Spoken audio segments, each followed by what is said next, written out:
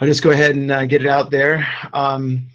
For those of you guys who don't know, this program happens every Tuesday night at 6 p.m. Pacific. It's Our Healing Choices, only in the Ring of Fire. And we basically just talk about different health or wellness topics, a different topic each week, and share what we know. Everybody has the floor. We share what we know about the topic, and if we're a little weak in that area, just kick back and listen, and hopefully learn something we didn't know before. So it's a community, I don't know, collective kind of uplifting place. We all bring each other up, hopefully up, not down. Anyway, the floor is yours when you need it. I'll go into the topic. It's week 129, new medical advances, and some potential talking points. We've got Eastern medicine advances, which would include mindfulness meditation, holistic medicine, which I still need to correct the spelling on this. Holistic medicine, not holistic. Yoga, Tai Chi, herbal medicine, oneness, thing called loving kindness, etc. That kind of stuff, and bring up anything else that you know. The other one is Western medicine advances. You all know most of this is technological advances, nanotechnology, new surgeries or surgical procedures, prosthetics, pharmaceutical drugs, cancer treatments, vaccinations, etc. You know, that side of things. And then maybe we can talk a little bit about the pros and cons of both Eastern and Western medicine. So if you have something to share, something you know that works for you or whatever, yeah, the floor is yours.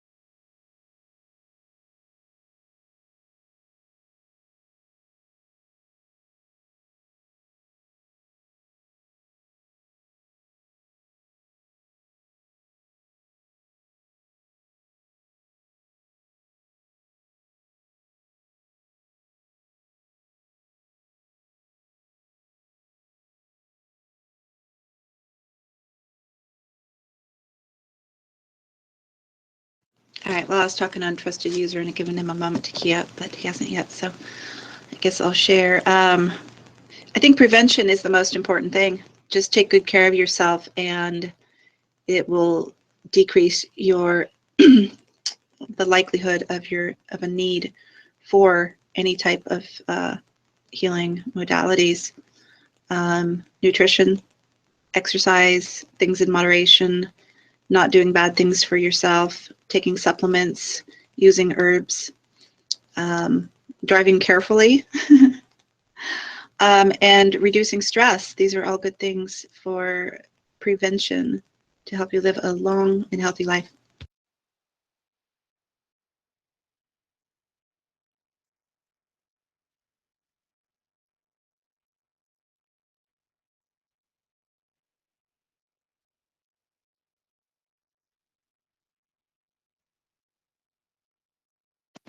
All right, well, let me give a brief introduction here to a new guest. We won't make it too lengthy since we have a program going on, but definitely want to mention that we have Smiling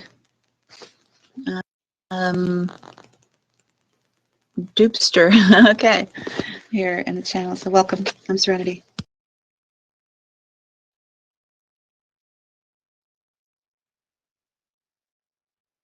Thank you. Oh, Smiling Doopster.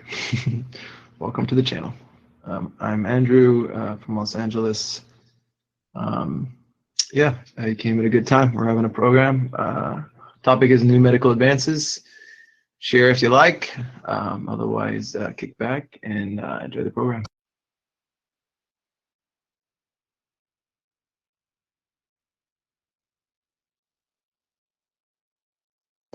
Is there anything anybody would like to add about prevention that I didn't mention? I'm sure that list wasn't totally complete. Did you put mindfulness on there or meditation? You just did. Thank you.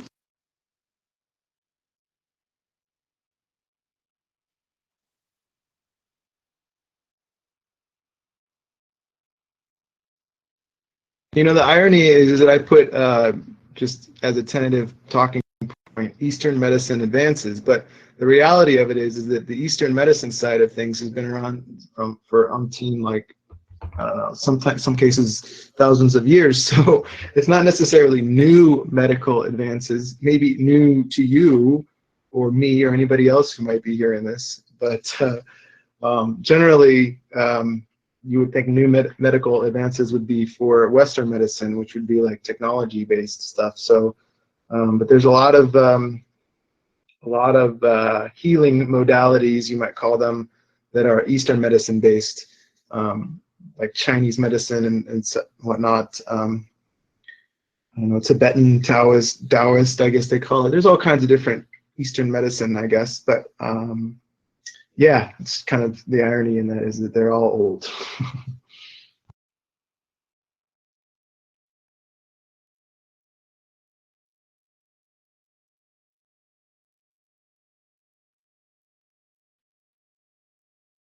That was a wonderful point.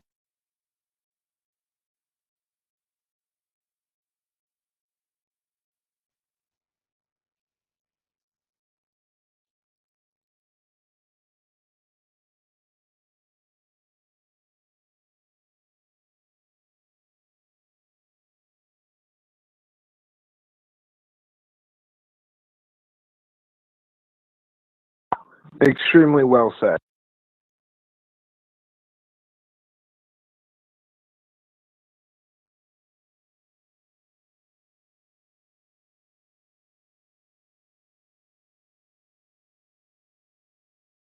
Can anyone think of any recent like technological advances, new, I don't know, new technologies that help us? I don't know. Like the one that comes to mind for me is robotics. They have some pretty crazy robotics that allow someone who doesn't walk or can't walk, it's paralyzed, to walk again. I'd seen this one thing where a lady was controlling an arm with her mind, and it wasn't like perfect. It wasn't meant for her. It was meant for like a military use or whatever. But it was a woman controlling an arm with her mind, apparently. So without any, like, she didn't have all that stuff hooked to her head. So it's reading like the frequencies or something being given off by the mind. It's weird. I don't know exactly how it works, but pretty dope. That's what I've seen recently. Anybody else seen anything good? Yeah, there's some amazing robotics. Great prosthetics too. Some of those are also robotics.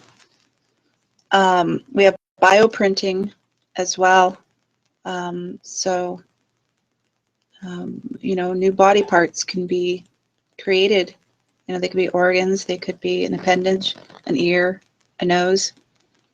I saw something the other day, and this girl was born without a nose. She just had this vacant spot, and they're actually, I didn't get the details on what they were doing, but it looks like she's kind of growing a nose. It's not really bioprinting, because you could see her, you know, a little nub starting to come out and form, and so maybe it's supposed to grow over time, but whatever that is, that's amazing. But yeah, I'm sure a lot of us have seen the picture of an ear on the back of a rat, or even on like somebody's ankle, stuff like that, or some digits, a hand coming out of a just above the ankle and stuff like that. And so sometimes they'll grow them there, and then when they're ready, they put them where they're supposed to be. I mean, just like some of this stuff is pretty wild. But yeah, I mean, surgeries have come a long way. They can be done remotely. There's microsurgeries where people can go in just with a laparoscope, or even lasers, and do this stuff. So the downtime is absolutely minimal. The scar, the cuts through the muscle and everything is minimal. And the surgeries, the repair of it's just as good, if not better. So yeah, I mean, just amazing advancements.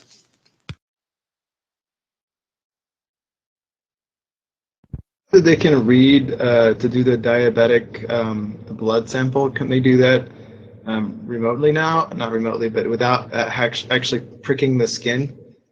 I always thought that that would be a really cool thing, is if they could monitor the blood sugar without actually like piercing the skin. I think there is a way now. I'm not sure what that is, though. I don't know if it's saliva or really how they do it. Something you could look up and share with us, perhaps. I don't even know what to look up. Like, what do they call that? Blood sugar. Yeah, I have no idea. This is one of my weak points is modern medicine. So so yeah, I'm kind of relying on others to like do some research. And by all means, guys, this is the time to either break out a notepad and take notes, or get on the internet and see what you can find and share. You know, don't be afraid. Usually the top things that come up on Google are pretty reliable. So, you know, share with us something that calls your name, and we could all learn something. Well, it's glucose levels that are monitored. So looking up perhaps blood-free glucose monitoring would be a good search.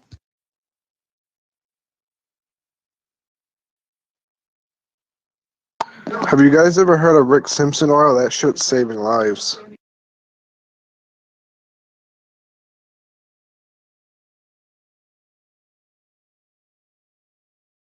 Why don't you tell us about it?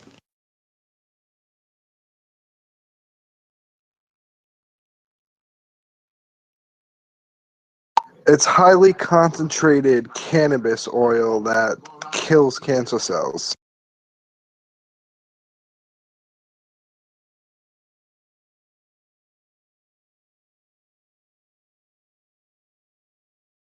Oh yeah, I've heard of that. Yeah, recently. Amazing.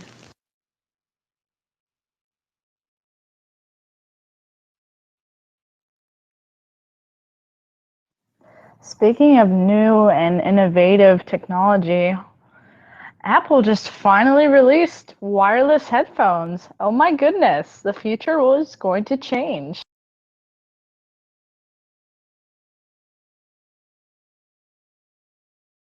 Sorry, that was like just totally random. I'm just listening in, but that was just totally sarcastic, by the way. It's not really life-changing.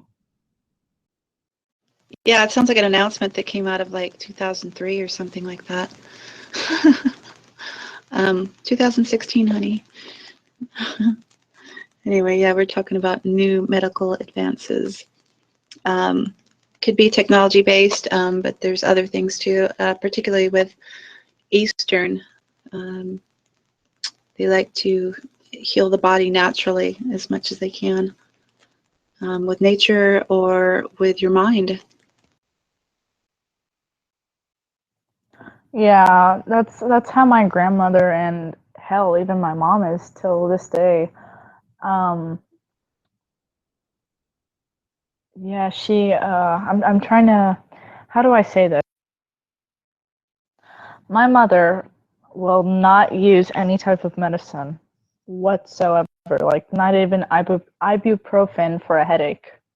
Nothing. She'll just drink some green tea and be like, "Oh, I'll be fine. It'll pass." And it's like, what? Yeah, I'm almost there. The only drug I use these days is ibuprofen. And sometimes I realize I don't even need that. Sometimes if it's a headache, I just need to drink more water. It's crazy. All right, I found one. This one's called GlucoWise. It says, imagine living pain-free. GlucoWise is a non-invasive, 100% pain-free device that makes traditional blood sampling a thing of the past. Our unique sensor technology will allow you to monitor blood glucose levels without the need to pierce your skin. See? I knew it was out there. Come on now. This is something we could have had like a long time ago. But the other side to this, which is the Eastern medicine side, says that in theory, most levels of diabetes are curable with nutrition. And there's probably more to it than that, but mostly curable by nutrition. Imagine that. The bad food that you're eating is actually contributing to your bad health. Garbage in, garbage out. Yeah, I mean, that's no surprise. My dad actually just lost a lot of weight recently, and I noticed he no longer has to take his diabetic medication. And I asked him why. He's like, my doctor told me all I had to do was just change my lifestyle. And by that, he meant his diet. And I mean, he lost a lot of weight, and he doesn't have the need to take his diabetic medicine anymore. And I was really surprised because that was actually before I knew what types of diabetes and if he was insulin dependent or not. But yeah, it's amazing what your body can do. My dad was type 2 insulin dependent diabetic most of my life, and just within the last year and a half to 2 years, he has retired the needles. They've come out with some pill. It's a 1-a-day pill, and he takes that, and it seems to do just fine with regulating his blood sugar. Did that transmission cut off for other people too, or just me? They cut off for me. That's pretty cool. They have a pill now that can regulate it. I think most people, the reason why they have to prick their fingers because they're afraid that they might be too high or whatever, too low, I guess it is. Right? Blood sugar is too low. That's bad, right? I forget how it is with diabetics, but yeah. So if you knew there was something they could monitor it or stabilize it, you wouldn't have to prick yourself all the time. You know, I mean, I bet most of us are going with ups and downs, but we just don't have to pay attention to it as much.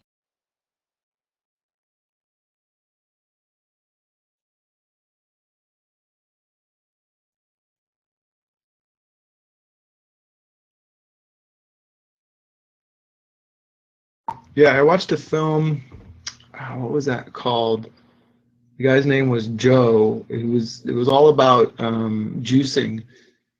He had drank pretty much only this green juice for like a month or two, and he was pretty overweight. I wouldn't say like excessively overweight, but let's say he was 6 foot and maybe 275 to 325 pounds, somewhere around there, pretty overweight, and his health was failing. His skin he had rashes and all kinds of stuff, high blood pressure. There's a lot of things that he had just not going for him, and he went on to like a juice fast for like a month and a half or something, and he kept coming back to his doctor every couple of weeks and noticed how his health conditions were disappearing. They're just going away. Literally, like the food that he was eating was curing his, basically boosting his immune system so that the body could heal itself. So he was just being healed from the inside out, which was so cool. I mean, and I've read things that corroborate that as well. So it's just making that choice to eat, better things for your body, especially stuff you eat every day.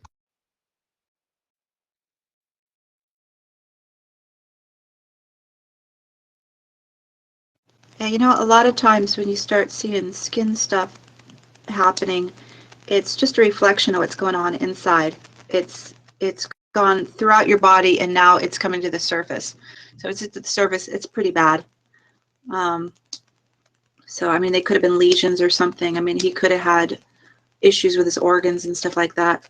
I remember this one place I worked at. It was a hotel. And there was a security officer there, and like every day he would order their burger and fries. So he'd probably have like 2 of those a day and eat the same kind of junk when he wasn't working. And he had these lesions showing up on his skin, and he was telling me like that's all he eats, and that he hadn't had a bowel movement in 2 solid weeks. And I was like, dude, you're gonna die if you don't do something. You are going to die. You need to see a doctor. You need to see a nutritionist, and you need to take their advice. You need to change your diet. You need to get a lot of greens and fiber, a lot of water, get some nutrients, and you need to absolutely change. Your doctor will give you some more immediate stuff. Your nutritionist will tell you how to eat get yourself a book too. And I'm like, dude, you have to listen to me. If you don't listen to me, you will die. It wasn't much later beyond that that I ended up quitting the job, so I don't know what happened to him, but I can tell you, if he didn't change, he was going to die. He had lesions, literally. I mean, he was having organ failure, and his colon was screwed.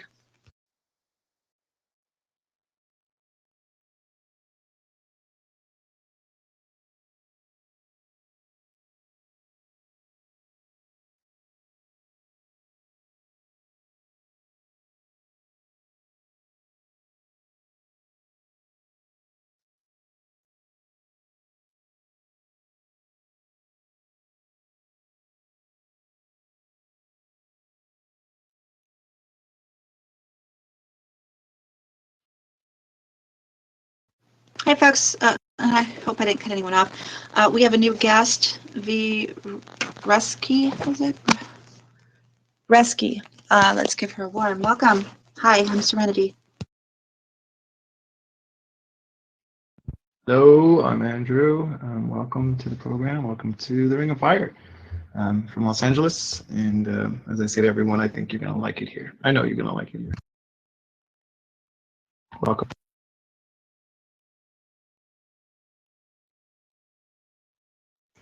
Hi, everybody. Yeah, thanks for adding me. You guys got a good topic going on tonight, so.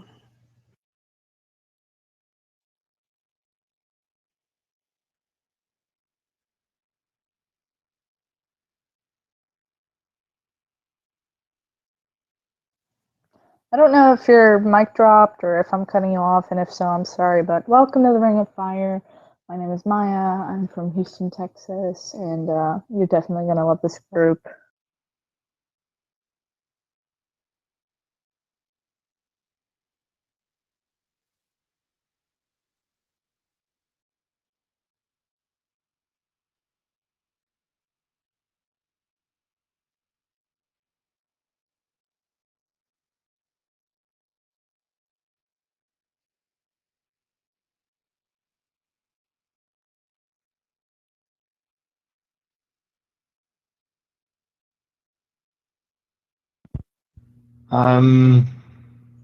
I would always opt to lean towards the Eastern medicine side of things. That's just me. But I'm curious who knows some new Western technology that might be really, really good to know. I feel like most things can be healed for the most part with Eastern medicine, but there are certain things like prosthetics and stuff, surgeries for removing an arm or a leg that are just really high tech that beat just about anything else out there it's not Western world stuff. So what are the high tech stuff? Maybe you could school me. I'd like to know. This is kind of my weak point is some of the high tech stuff that's going on right now.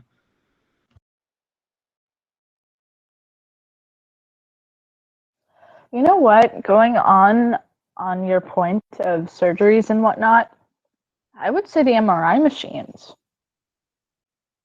They're pretty powerful, and I'm not sure if this new machine that they're developing or even if they're testing right now has come out, but apparently, let's say someone had a car crash and they need to get them a quick scan, but they don't have the time and all the resources, so they're developing this new machine where they put the person inside, and apparently it only takes 10 seconds to fully scan / analyze them and determine what's wrong, and then they get a quick diagnosis and treat them, apparently.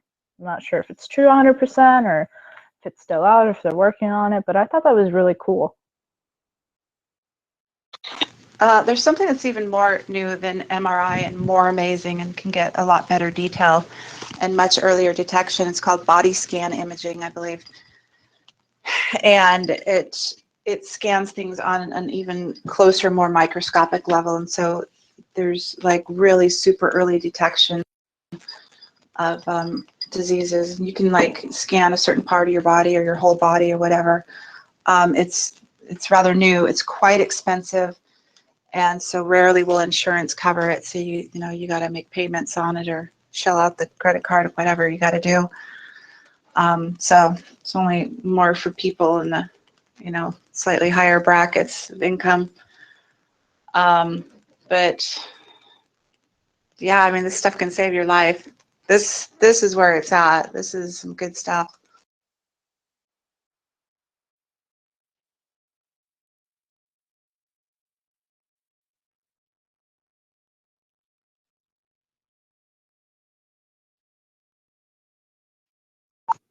I'm actually participating in a study right now for finding, I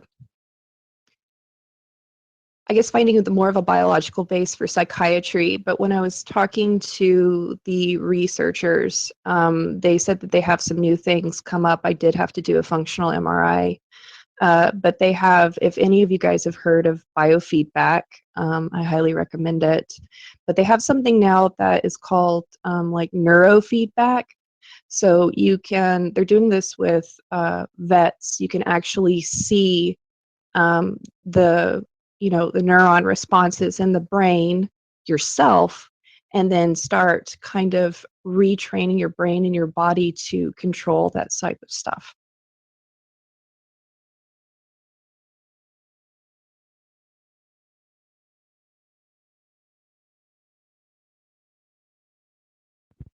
That's really cool. So like you're seeing a representation of what's going on in your brain, kind of? Is that the idea? And you're training your brain to I don't know, do it a certain way that's like the right way or something like this? It sounds pretty cool. Maybe I'm understanding it totally wrong, but it sounds cool.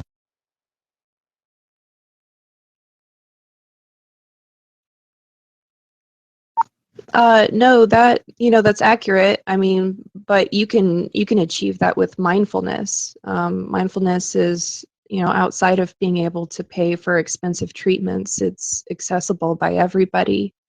But yeah, that's what biofeedback does. You know, you get to see a visual representation of your heart and just kind of what your stress levels are on a physiological level. And then, yeah, with the neurofeedback, you get to see what type of activity your brain is doing with certain type of stimuli and being able to be mindful of it. For instance, you see a picture of something very traumatic, or there's a situation of someone, let's say, like bleeding out in front of you, and you go from the neurofeedback of being fearful and, you know, deer in the headlights to the neurofeedback of calm, so that you can actually do something. Is that kind of an analogy of how that would read?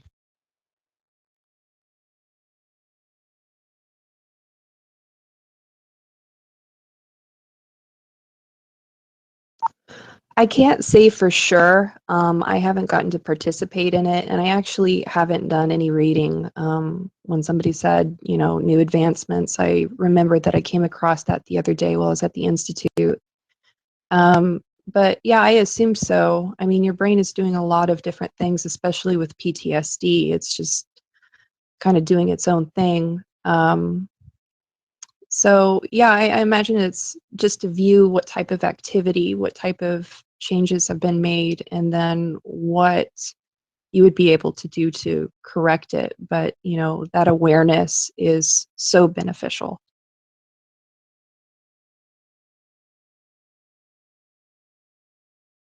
It does definitely remind me of mindfulness, because I've been doing a lot of mindfulness meditation, and it makes me think of like, okay, there's a visual, there's an audible, and there is like voice of vocal, and then there is sounds that you might hear like of a bird or whatever. But the visual is usually like that whole idea of you monitoring your mind, you're observing your mind, and instead of the thoughts like being you and bringing you down, so to speak, you're at least able to, in meditation, kind of observe your thoughts, let them go, which is the form of non-attachment practice, but also being introspective and just kind of looking at them for a while and being like, why am I having this thought? You know, what's this about? It's almost like being awake in a dream, and it allows you to really look at your mind and or your situation in life or whatever, because you're not actually in a dream. You're having real thoughts about real things, and to be able to kind of like play around with them, like almost like a cloud, you know, passing by, you get to kind of play around with it a little bit. It's almost like you can touch it, but then you can also let it go, because that's what clouds do. They come and they go.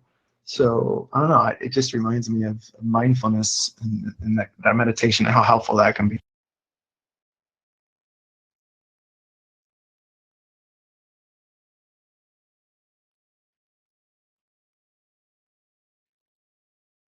Okay, untrusted users, if you actually want to be here and be a part of the conversation, look at the Z letter in the upper left of your phone or whatever, and just below that is the channel.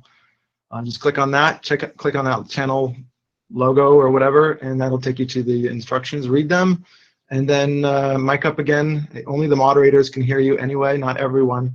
Just mic up again and read us off a couple of the rules, and we'll be happy to let you in. It will be kind of quick introduction, but we'll get you in here and you can be part of the conversation if that's what you want tonight. Okay? Be happy to have you.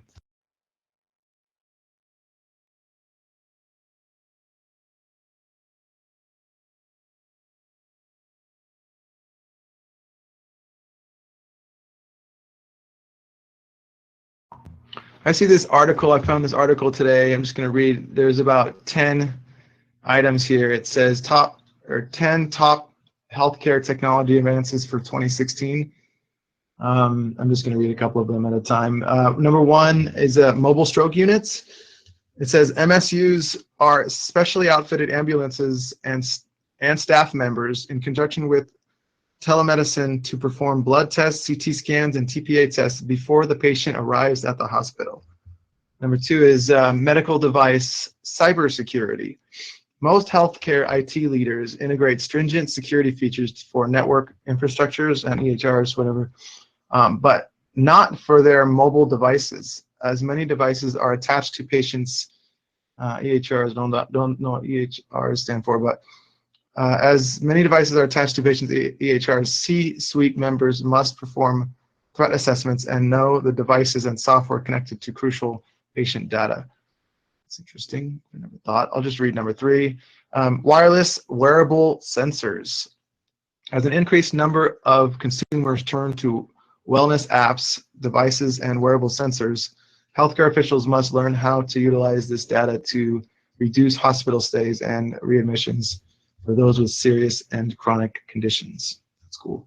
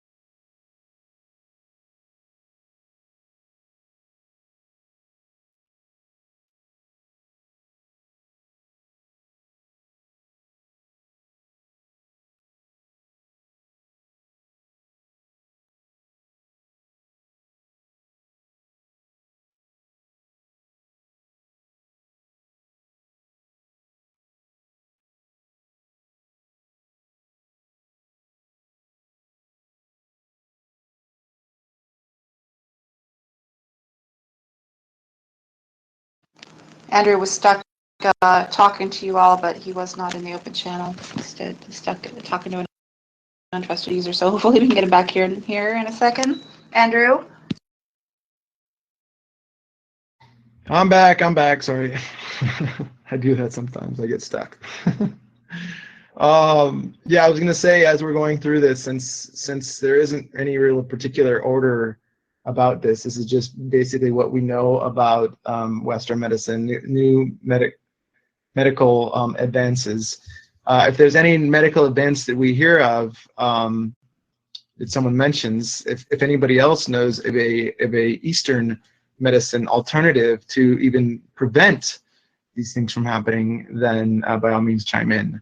So I've just read a few of the Western medicine top healthcare technology advances. Now that's top healthcare technology advances. So that seems like, you know, hospital type devices. So I could switch. There's a couple of topics that I brought up. I'll see if there's any better ones for what we're discussing. But guys, you know, if there's anything you know or anything you'd like to know, just Google it right now, and you know, break out a pad and paper. You might learn something. You can take some notes, at least maybe where to go and get more information about something, the name of something you might hear that could help you or someone you know. But yeah, just get on the internet, and again, this is the place to share what we know and learn something potentially during this time. You know, whether we want to share it or not, you could be on the internet and doing some research that matters to you or others. So yeah, the floor is yours whenever.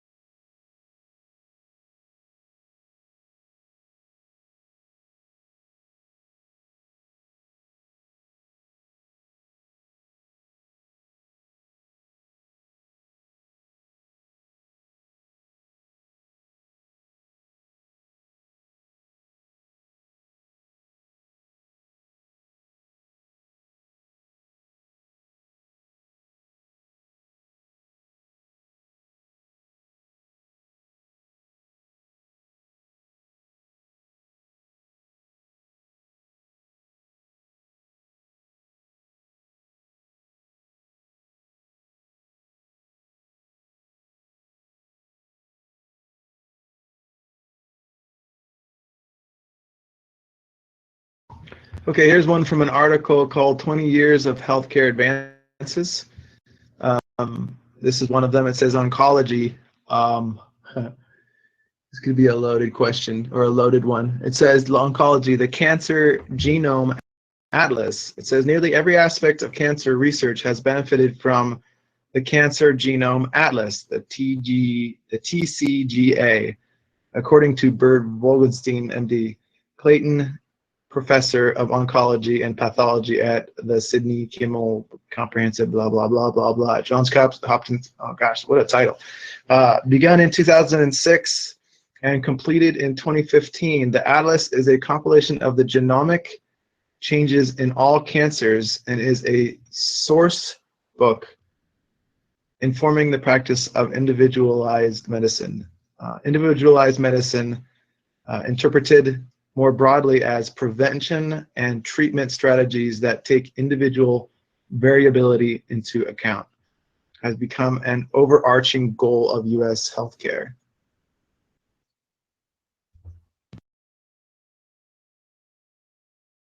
Nice. I like what you did with the title. I try to glaze over those too because it gets so long when you already have so much to read. It's, yeah, forget the three-line the three-line title. But yeah, good stuff there. Something else that's really good I'd like to mention for your diet is superfoods. And it's a powdered mix. You can get it in a health food store. It's called superfoods. Look for as many ingredients in it as possible. It's going to have spirulina and wheatgrass and algae and kelp and mushrooms and fruits and vegetables, berries, and like all this stuff that's just amazing for you. And you can mix it up with a little fruit juice, water. It might be a little bland. You make smoothies anyways, go ahead and throw in a little protein powder and some fresh fruits, maybe even some veggies. It's going to have plenty of veggies in it already, but you know, just throw whatever you want in there, maybe some yogurt, banana, whatever, mix it up and make it taste good. If you're not putting like a whole lot of stuff in there that's already sweet, you know, you can put a little honey or some kind of sweetener in there if you want, but I suggest throwing some berries in there and make it nice and sweet. You can even throw in grapes. I mean, you think, well, are grapes really going to blend up that good? Yes, grapes are fine. And grapes are great. I'm not sure when they make grape juice if you actually get what's in the skin. So if you throw whole grapes in there, you're going to get what's in the skin because that's where the really good stuff is at. And you're getting grape seeds if you actually use seeded grapes. This is a great way to get what's in those seeds. Because if we chew on seeded grapes, like who wants to chew on those things, the seeds, right? So throw those in there because there's awesome stuff, not only in the skin, but in the grape seeds. Thick cancer fighting stuff in that, as well as like and everything that's in there just about. So yeah, mix that up and you've got a super healthy, nutritious drink. And like I said, a little protein powder, so it fills you up and gives you the protein that you need. Whether it's whey or soy or whatever you're into.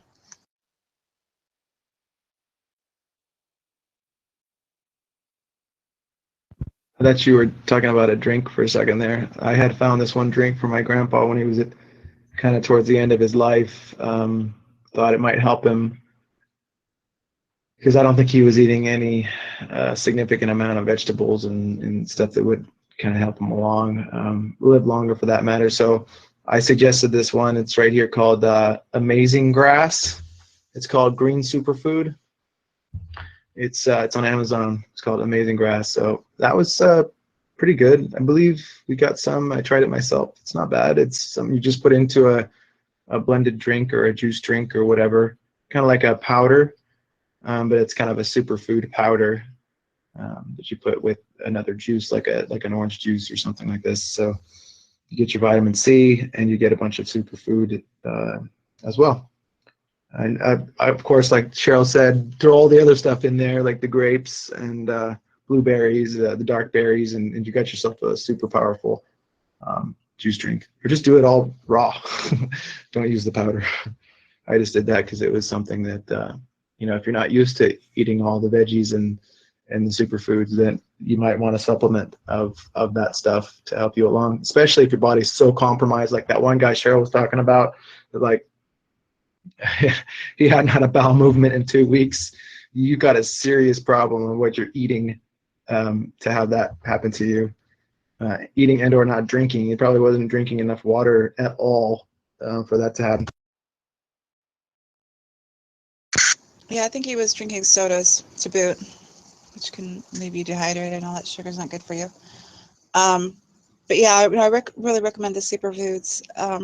If we're making a smoothie with fruits and or vegetables in it, like how many things are we going to actually put in there ourselves?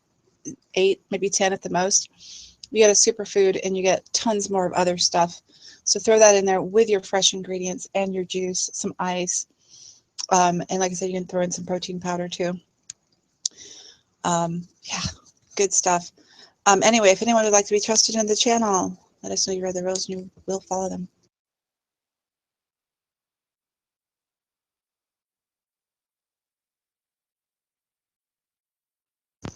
And yogurt's another good one to throw in there. It has the live active cultures, what are they, probiotics, the acidophilus, there you go, all that good stuff in there.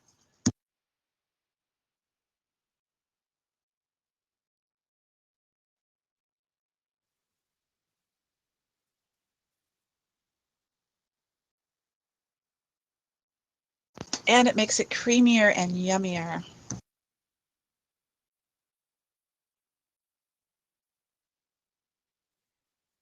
And I know some of you might be kind of like, especially if this is kind of new to you or brand new to you, you'd be like, ooh, do I want something green? Gosh, do I want leafy stuff in there and wheatgrass and spirulina and mushrooms? Like, ugh. But you know what? If you got some delicious fruit and fruit juice in there that makes it sweet and flavorful, those other flavors are just secondary. And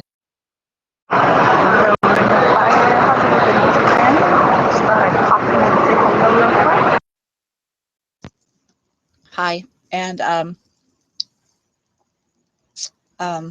yeah, your first one might be a little bit not so palatable, but you'll learn how to mix it good so it tastes good. And plus you'll get used to it. So the first one might be kind of iffy, but you get used to the taste pretty quick. Your second one, even if it's identical to the first one, will taste better. Trust me. Okay, in all my experience with juicing, I found that the more ingredients you put in, generally, the better it's going to taste. If you only do like 3 or 4 ingredients and it turns out that you put some really weird things with each other, it's going to taste like crap. So I would suggest like frozen blueberries, frozen bananas to give it like a smoothie flavor or whatever. Pomegranate juice, if you can afford it, buy a big jug. That's your base. Bell peppers, red. The redder, the better. Doesn't really matter. It's still green and it's good for you. Bell peppers. Carrots are great.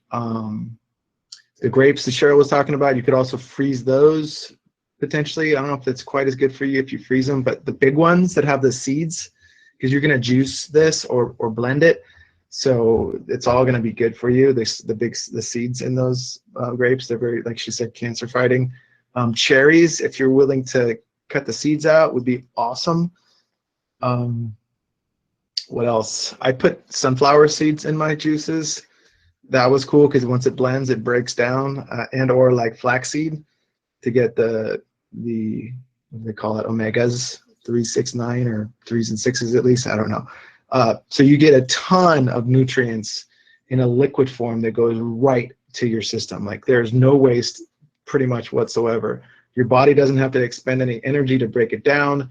It literally just goes right to the places it needs to be. So I'm guessing for someone whose body is already very compromised and they're eating like, quote, pardon my French, like shit, this might affect them a lot more significantly as far as the results and changes with their skin rashes or whatever it might be if they do this on a regular basis. And man, I was going crazy for a while, and some of the best mixes were the ones that had the most ingredients of stuff like that. And so if that sounds bad to you, I mean, the beets, the carrots, and the bell peppers are the only real, and I would throw kale in there if you could, or spinach, and then you've got a super potent superfood drink. I just didn't keep up with it because it's the veggies and everything just got, I don't know, it's expensive, fairly expensive, and I was filling up my fridge too much with vegetables, just taking up all the space. But I got to get back to that because that was awesome. It felt really good to drink those. Yeah, and they will make you feel better, give you more energy and more vitality, better health. I recommend using as little frozen stuff as possible. If it's like out of season, I get it. Maybe you want 1 or 2 frozen things just to kind of give it the iciness that make it colder. But 6 to 8 ice cubes works great too. It's not going to really water it down at all. But yeah, I mean, if you're going to go with like a lot of veggies or certain veggies, especially like tangy or spicy things like bell peppers or any peppers or celery, you might want to just go with an all veggie type of drink. But if you're going like leafy things and some of the milder vegetables, it goes great. It goes just fine with fruits. And then you could also do something that's mostly or all fruits too. So it's up to you what you want to go with. You could do a fruit thing earlier in the day and do a vegetable thing later in the day if you want, or just throw it all together. you'd almost call juicing like a new medical advance. I mean, people have been juicing for years, but it's only become like a cool thing in the last like 5 years or so. It seems like, with all the new juicers and super ninja, blenders that are like, can blend something to a juice pretty much. Like, that's my thing. I went from juicing, which removes the fiber essentially in the fruits and vegetables, and a lot of the skins apparently that you technically would want. So I ended up kind of went into like a gray area where I wasn't quite sure, or wasn't kind of as good as I would like it to be. So if I were to do this again, I would definitely go for a very high powered like Vitamix type style blender. Invest in a good kind of a off-brand one maybe that can still do the job, and just roll with that, because that it's so much better apparently to have everything, juiced, but everything, as opposed to a juicer which removes a lot. So if I were to do it again, for sure, it would be like a better Ninja, something like that, or like I said, knockoff kind of brand Vitamix, or if you can afford the Vitamix blender, get that thing. Yeah, those are great. I'd say if you're going to buy something, that's the way to go. I have a juicer, but it's like one of those older things. It's more of a juice extractor, so it leaves the dry, the pulp stuff, the fibrous stuff behind. You're leaving out a lot of good stuff there. It's got all those carrot chunks, and the machine's good besides that, but God, it's such a pain in the butt to clean and a big bulky thing to take out. So yeah, high-powered blender is good. A regular blender will break down a lot of stuff, but when you're dealing with like bigger, chunkier stuff, like maybe cucumbers, I don't know, peppers, even if you put little tiny bits in there, carrot shreds, it's still a lot of work for your blender. So better the one you get, the better. And you definitely want to get everything, all of it. You don't want to leave out any pulp and good stuff. Another thing, oh yeah, and by the way, juicing, yeah, I mean, health nut, all that stuff's been going on since 70s, 80s, even 60s. Yeah, maybe even 50s, but more and more over the years, decades. But another thing, here's something a little newer. I don't know how long it's been around, 10, 15 years, is these new machines for your water. It's the alkaline water, and it's the acidity that actually causes diseases, like, well, especially cancer. So we want a good pH balance. We want to get water with a certain alkalinity, like I think it's around 7, to match up our body. And we can drink water with even more alkalinity in that. It's going to counteract the acidity in our bodies from coffee and citrus and sodas and all these sugary things. So if you have an alkaline balance in your body and you don't have these acidities, you're not giving cancer anything for it to chew on, munch on, so to speak, and live on to grow.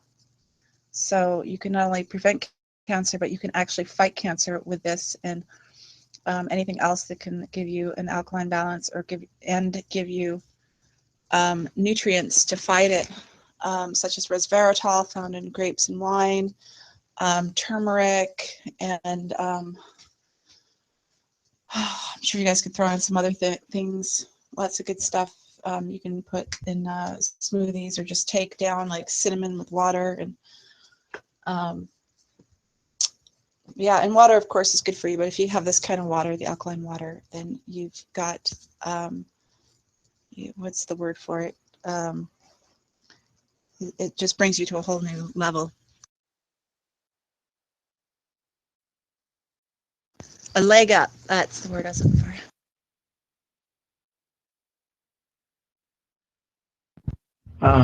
I haven't been able to verify too much of that. I'm pretty sure it's true.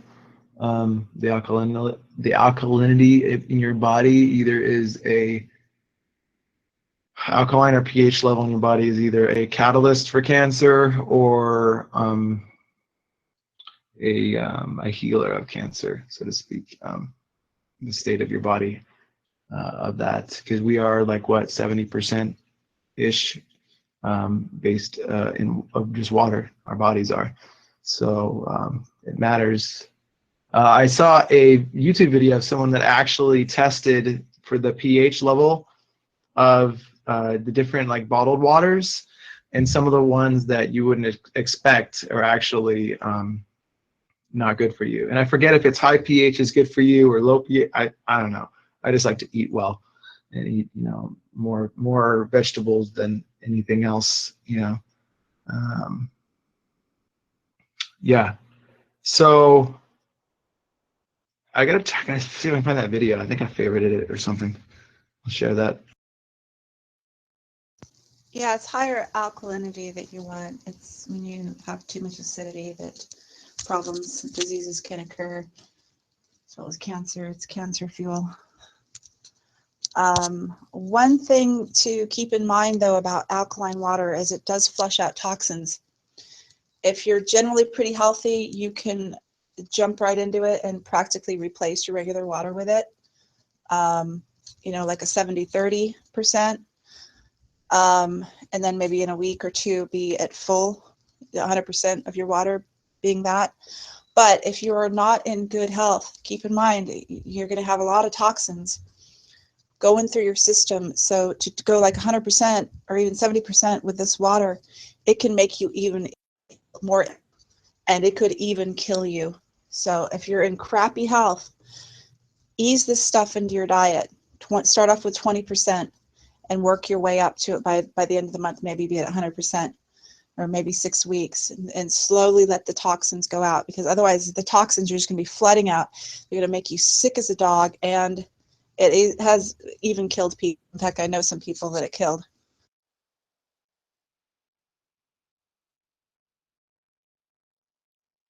It's that powerful.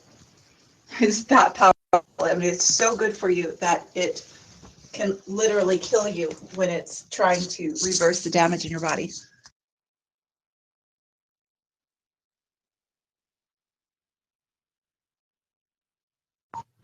I used to have access to, you know, a lot of nutrition and stuff that back in the day, but now it's an issue of cost and accessibility. How expensive are those water filtration systems? I think these days you can get them for as little as 300, maybe around 500 for a pretty decent one. And then they kind of go up from there, like 600 to 800 is a really good one.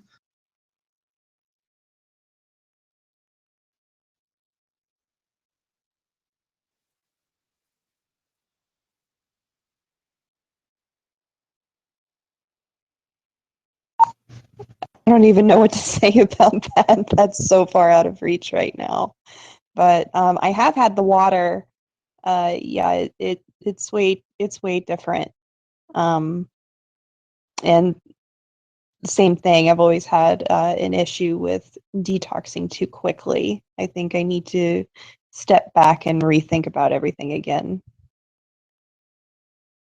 Hey guys, I just came in just now. What do you mean by like detoxing, over detoxing, and also with what kind of water? It's called alkaline water, I believe, or maybe it's ionizer. Might be another name for it. But yeah, you want to take it. So like, let's say you're doing a fast. Don't just stop eating food and drinking liquids like that. No, you want to take like 7 to 10 days preparation where you have, for that full 7 days, you have no meat and no dairy going into your body. So you can take like 3 or 4 days up to that to reduce your meats and dairy, and then for 7 days have no meats and dairies and just be doing fruits, vegetables, and even leave out the grains the last couple of days. Do your fast. Depending on your health, you know, how long you want to do it, could be 3 to 7 days. And then for the next 7 days, do nothing but fruits and vegetables. And and then start adding some grains and very slowly add in meat and dairy if you actually want to continue to have them in your diet.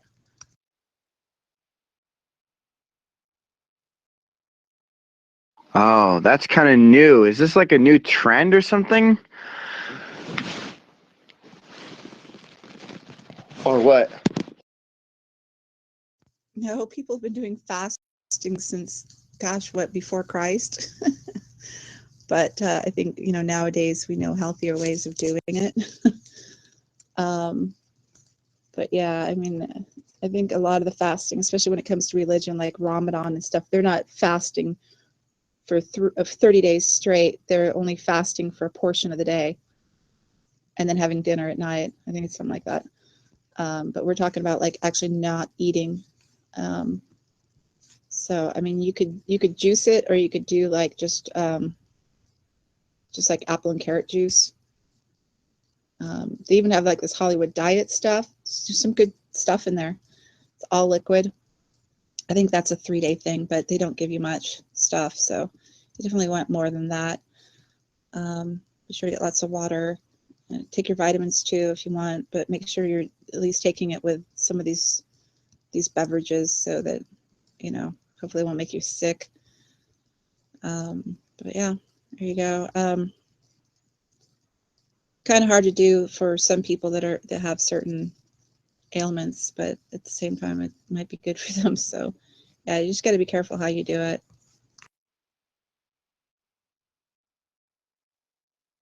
How's it going? We're doing good. That's true. Yeah, that's true. Other people with different ailments gotta also be careful and try and do this as much as possible. But I didn't think taking out the meats and dairies for 7 days is part of like the fasting and whatnot, or not eating for a while is part of the fasting. Maybe, I guess. I don't think I've done all that before. I know I've done fasting in another way every 3 months. That's all I know. Meats and dairy would be a good fast if you just remove that from your diet. But you don't just remove meats and dairies without knowing how to, what shall I say, supplement them. I guess that would be good if your body was already compromised, for a while, but you can't necessarily remove meats and dairy forever. I mean, you kind of still need the protein. I mean, some people have said that you don't need the protein, or as much of it as you think, but I think that's not true. You still need protein. It's like the building block of your body mass, essentially. So, Oh crap, I didn't mean to cut you off. Well, I'll have the mic. You absolutely do need protein, but it's a misnomer that it only comes from meats. It's in vegetables, it's in legumes, it's in nuts. yeah, what I was saying is that before you do the fast, you want to be aware of where you're going to get your proteins from. What things have protein in what amounts, like how much protein do they have relative to your meats and your dairy. I want to know, all right, well, what protein would I eat if I go without meat and dairy? What would I have? Would I have beans mostly, like, I don't know, legumes like split pea, lentils, I don't know, lima beans. A lot of people like lima beans, garbanzo beans, even nuts. And there are some vegetables that are pretty high in protein. I believe spinach is one of them.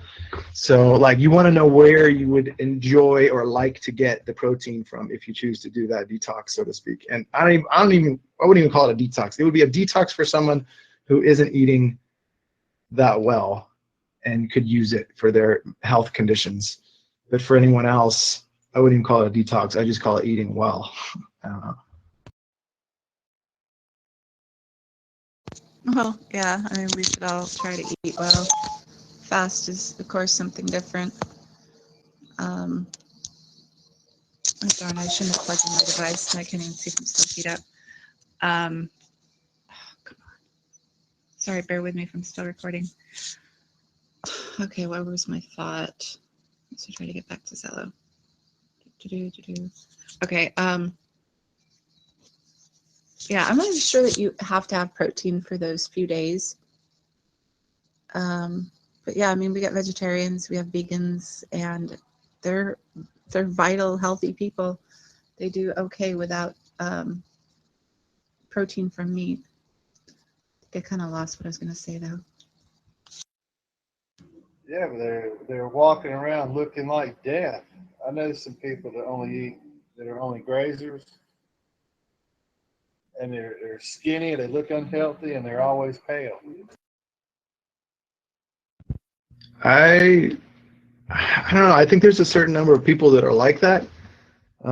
They're frail. They're not eating enough protein. They basically went vegetarian and thought that, oh well, I don't have to eat any beans or any proteins to keep my body mass up, and that's what's happening maybe. But for the most part, I tell you, I've been doing it for I don't know, about almost 2.5 years. I haven't been counting, but it's been about that long it seems like, and I'm not withering away. I'm the same body weight, maybe a little bit less than I used to be.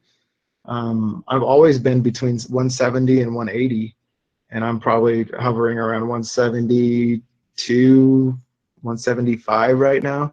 But it's always been around the middle there, like 75. Sometimes it's higher, sometimes it's lower, but I rarely fluctuate lower or higher than that. So, it's just knowing what your body needs and not just jumping ship. Like, you don't want to go vegetarian or vegan cold turkey because you don't know enough information to do it. I think that's just my personal opinion. You do not do that cold turkey. You slowly work your way into just basically you're eating healthier. That's it. You're eating healthier, and the more often you can start eating healthier and recognize that you have better options when you go to dinner and eat out, you have better options, and that you don't have to appease your friend who's having a burger because it's what you always do is have a burger with him or her. That's when things start to change, when you become empowered to make a different choice about what you eat. Well, I weigh 305 pounds. I can run a 5K. I teach martial arts 3 days a week. I'm not torturing my body like that. All right, I found something that basically backs up what I said, like you don't need protein powder, whatever, when you're fasting. Protein deficiency is non-existent in North America. You never hear of anyone being diagnosed with protein deficiency. Fruit and vegetable juices have water-soluble, highly absorbable proteins. The body has a store of protein and it uses it selectively. Dying cells are the first to be used, and healthy and vital tissues are the very last and will only be used as a last resort. Only during starvation is protein being stripped from healthy tissue to be used to survive. This may take between 30 to 80 days of water fasting to reach this point. The systematic searching of cells to be metabolized is crucial in the healing of cancer. A cancer cell represents protein and calories. Some cancers are so persistent that you have to force the body to choose between healthy cells and cancer cells. This requires a long fast on small portions of juice combined with days of water fasting. Free-form amino acids may be of value as they do not interfere with the cleansing process. An athlete fasting to tune up the system may consider a fast supplemented with free-form amino acids. So the fruits and veggies should be enough, especially during that short time of 3 to 7 days. Yeah, I wouldn't call it a torturing your body. Yeah, I would just call it making a different choice. The best way I found out that eating better was also good tasting and not torture was to go to a restaurant that's listed as a vegan or a vegetarian restaurant and have something. Straight up, like they opened a business because they know how to do this. And 9 times out of 10, if you find a good restaurant through Yelp or whatever, it's got a pretty good rating and it's a vegan or vegetarian restaurant, expect to get something that tastes pretty damn good and that's also good for you. I'm just saying, and if the more you can learn how to do that, let's say if you're into cooking, the more you can learn to do that yourself, you're golden, man. You're gonna have a great meal. Like I had a vegetarian taco the other day that was the best taco, the best food I think I've ever eaten. It had like corn, bell peppers, like I think tomatoes. It had cheese. It had like this sour cream. It had salsa. It had God, who knows what else? Probably mild chilies or something like this. And it was just such a good taco. And with the cheese as the quote unquote protein, even though you get it from most of that, what I just ate, and it would be like a cornbread, a corn tortilla, soft corn tortilla. It was just an awesome meal. It tasted great. And yeah, you might have to eat a little bit more of it than you would like a big steak or something, but better to eat more of something good than less of something bad that serves your body actually negatively, essentially. So anyway, it's just about changing and slowly, slowly changing the way your choices of what you put over your lips, into your body. Garbage in, garbage out. If you're having health problems, it's more than likely because of what you're eating. It's not like some random, oh shit, it's just in my family, or genetically I'm predisposed to having, I don't know, skin rashes, because like I think there was an uncle or an aunt or something that had it like way back when I was younger. No, it's what you eat for the most part, and there's stress involved in there too. I mean, if you're stressed every day, day in and day out, that's like not like bombarding your body. It's not helping. Your body can't heal when it's stressed out all the time. So, there's multiple components to it, but, taking care of one that you have control over both is the reality. But, at least taking care of the health, the nutrition side of it could help a lot. I think I'll mention to you guys some fruits and vegetables that have proteins, the ones that are filled with the most. Vegetables do have a lot more, like fruits could be anywhere from like a half a gram to 2.9 grams per, a small serving or something. Like cherries would be 1.1 gram to 1.5 grams of serving. Okay, that's actually pretty good. But veggies have more. Here's the veggies. Sprouted beans, like soybean sprouts, peas and lentils, of course also soybeans. You get a 13.1 grams out of 4.6 grams, half a cup rather. Lima beans, peas, succotash, kale. There's broccoli, mushrooms, mage choux, which is edible potted peas cooked, sweet corn, yellow, artichokes, spinach, collard greens, parsley, mustard greens, zucchini, garden cress, green beets, arugula, Brussels sprouts, squash, asparagus, sugar snap peas, watercress, cauliflower, and it says pak choy, but I think we know that as bok choy. It looks like bok choy to me anyway. There's actually baby bok choy and larger bok choy and some other kind of bok choy. For fruits, we have okay, we have guavas, mulberries, blackberries, starfruit, apricots. Darn it, there's an ad in front of this. It is kumquats. Okay, I thought it was by the picture. Nectarines, grapefruit, cantaloupe, peaches, raspberries, passion fruit, currants, strawberries, pomegranate. There we go. There's a nice wonder food. Oranges. Yes, oranges. Watermelon, kiwi, jackfruit, cherries, honeydew, avocados, of course, and bananas. It says next, so there must be more. Oh gosh. Okay, here's some seeds. We have pumpkin and squash seeds, peanuts and pistachios. Looks like almonds, sunflower seeds, sesame, flaxseed. I'm not sure what this is. And again, they're covering it with ads. Chia. All right. Chia. Cashews, walnuts, hazelnuts, pine nuts, chestnuts, pecans, macadamia. Well, basically any kind of nuts. There's even coconut on here. And more. It's just about any nut is good for you, full of protein. Yeah, so there you go. And I think there was probably more fruits and veggies too. I had clicked on the next button or something, but there you go. Don't have to get from animal-based products. I just got here and then I just heard you talking about nuts, and I was like, what are you going on about? And then you mentioned fruits and veggies, and I was like, oh, it's got to be protein. Please let it be protein. Yeah, it's protein. The one thing that I would like to put out there as a caveat is that you may have to eat more of those things, some of those things, to equal what you would get from, let's say, a steak. The good thing is that you're going to eat more of those things. You're going to be full of stuff that's actually going to be nutrients for the rest of your body, that's going to help the rest of your body more than just the protein.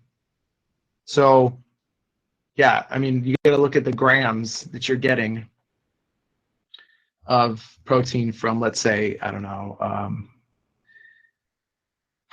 peanuts, a certain amount of peanuts. How many grams of protein in the 8 ounces of peanuts? If you're going to actually eat 8 ounces of peanuts, how many grams of protein are in 8 ounces of peanuts versus 8 ounces of steak, or whatever it might be? How many grams of of spinach do you have to eat to get the same amount of protein as an 8-ounce steak? So again, you're going to get more nutrition from the spinach. Now, I don't like spinach that much. I'll do it in a drink, but the point is that you want to kind of know gram for gram what you would need to eat to be fairly equivalent. But I mean, look, if you're Michael Phelps, you need to eat a ton, for instance, or just it all depends. So it's all about getting more information and not just jumping cold turkey into it. Just learn as much as you can as you go, and just start changing as often as you can. Hi guys, how are you all doing? I don't have that kind of time. I'm going to put everything in a blender and I'm going to drink it. My steak, my veggies, and my donuts from Krispy Kreme. And then I'll say goodbye to the cruel world. Free Mike. Well, here we go. For a top sirloin that's 8 ounces, you get about 70 grams of protein. These days they recommend like a 4-ounce portion of whatever meats you're eating, so that would be 35 grams for a 4-ounce portion. So if you're comparing it to like the top protein packed veggies, here's comparison of a half a cup of sprouted beans, peas, lentils, soybeans. It's at about 13 grams for half a cup. So you want to get to 26 grams, which is getting pretty close to that 4-ounce steak. Have a full cup. Man, you guys are going to live forever. I don't have that kind of patience.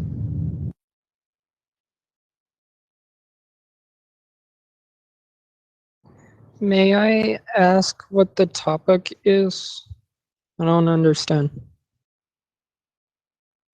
Sprout the beans. There are other ways, but yeah, 1 cup of sprouted beans. Wow, you'd have to like put that on a salad. Eat that as an alternative to meat. Sure, 1 cup. Yeah, 8 ounces of sprouted beans. Could work. But you're gonna get the salad too. You're gonna get everything else in it. So win-win all the way around.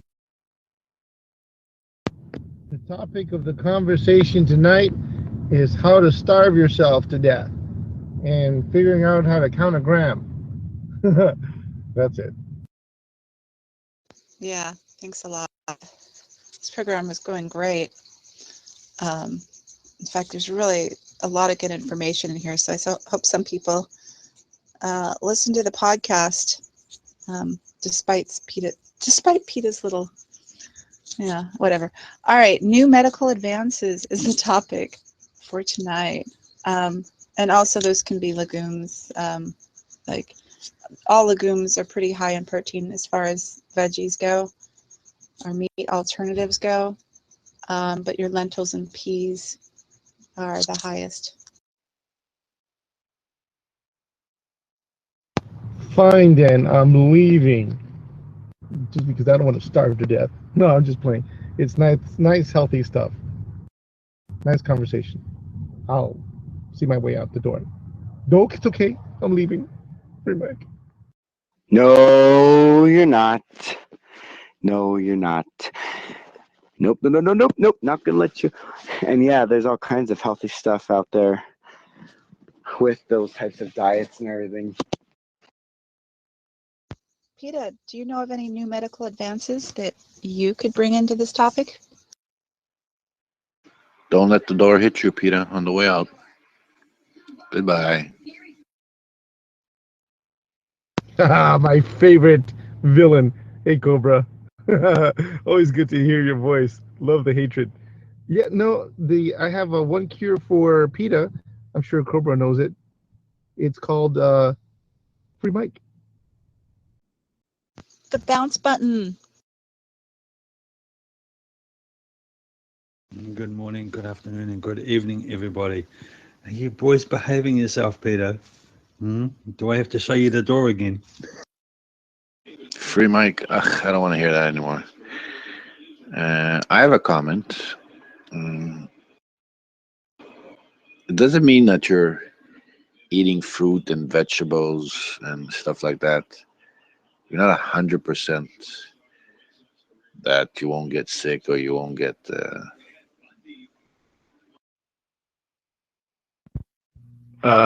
First of all, I would say we could probably move on because we've talked a lot about nutrition, and this is all about new medical advances, which nutrition isn't really, but hey. I would say the fruits and vegetables and eating just generally healthier and knowing what to eat beyond fruits and vegetables, like Cheryl said, the legumes, which is like the beans and the lentils and stuff like that. Aside from just that, I think the underrated factor here that I think most people are totally unaware of that is totally messing with the system is your level of stress. Stress has a way of bombarding the body and the immune system to the point where it's hard for the immune system to do what it does well, even with all those nutrients. So I think, the idea of just being happy and doing what you love and essentially doing things to reduce stress is also a pretty huge factor on keeping your immune system up, aside from what you eat, to stay well and out of the doctor's care, so to speak. Well, that's not a new medical advancement. Just like nutrition is preventative, so is what you're talking about. But quick recap for those who just joined us, I was talking about an advancement in medical technology, which is alkaline water, which led to the topic of detox, which led to fasting.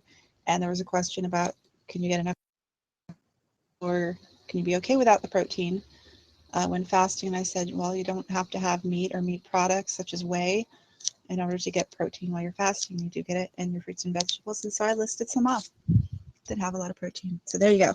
So back to do a full loop around from our little segue back to new advancements in medical stuff. So anybody know anything that you'd like to bring to the table that we don't know about or may not know about?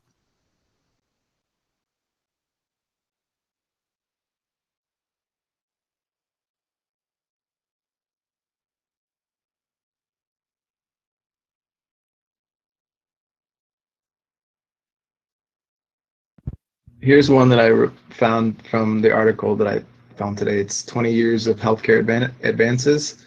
This one says rheumatology. It says targeted biopharmaceuticals. Jonathan Kay, MD, Director of Clinical Research in Rheumatology Medicine. Okay, this is who he is. Well, it's clear the biggest advance in rheumatology was the introduction of tumor necrosis factor TNF inhibitors as targeted biological therapies for rheumatoid arthritis, rheumatoid arthritis, RA, in 1998. These agents were then followed by the introduction of targeted biopharmaceuticals for other inflammatory diseases. Although valid concerns have been raised about their costs, anti-TNF agents represent a major advance in the treatment of rheumatoid arthritis. Recent data suggests that the ones most commonly used, adalimumab, etanercept, and infliximab, are also cost-effective. So, any thoughts on that, and or the alternative to that in the Eastern medicine form practice? Andrew, I just love it when you say infliximab. Or what was it?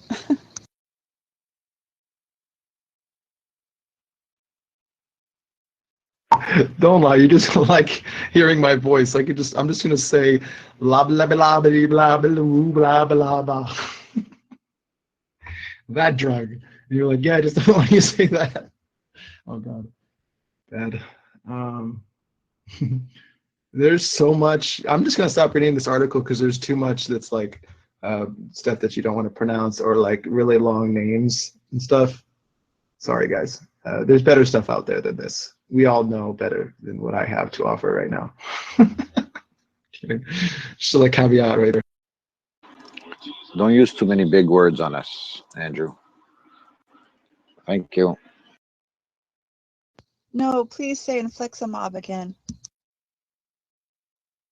I was gonna say, whoever said that, told him not to do that. Come on now. Wow. I'm not sure who that is. Somebody has a crush on you, Andrew. All right, so we've got at okay, so there is this thing called nanotechnology. It says treated as technological revolution, nanoscience still needs regulation. It says singled out as a solution to many of the problems of humanity. Nanotechnology or nanoscience is also facing dilemmas such as the regulation of the area and the lack of knowledge about the side effects of new materials produced. The director of the Strategic Studies Management Center, that's pretty mainstream, right, guys? That's not too crazy. Fernando Rizzo points out that elements at the nanoscale or size behave differently than they would in their primary form.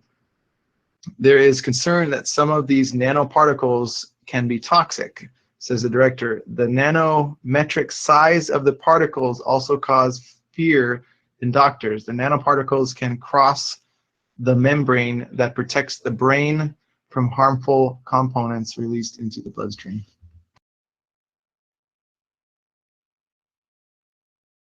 Just stuff I found today.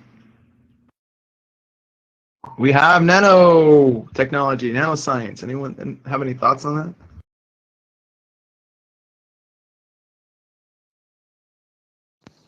that? Well, if I may quote Robin Williams as Mark, nano. Or is that nanu? Oh, gosh. All right, bad joke. Yeah, nanu, for sure. Nanu. A classic, Mark and Mindy.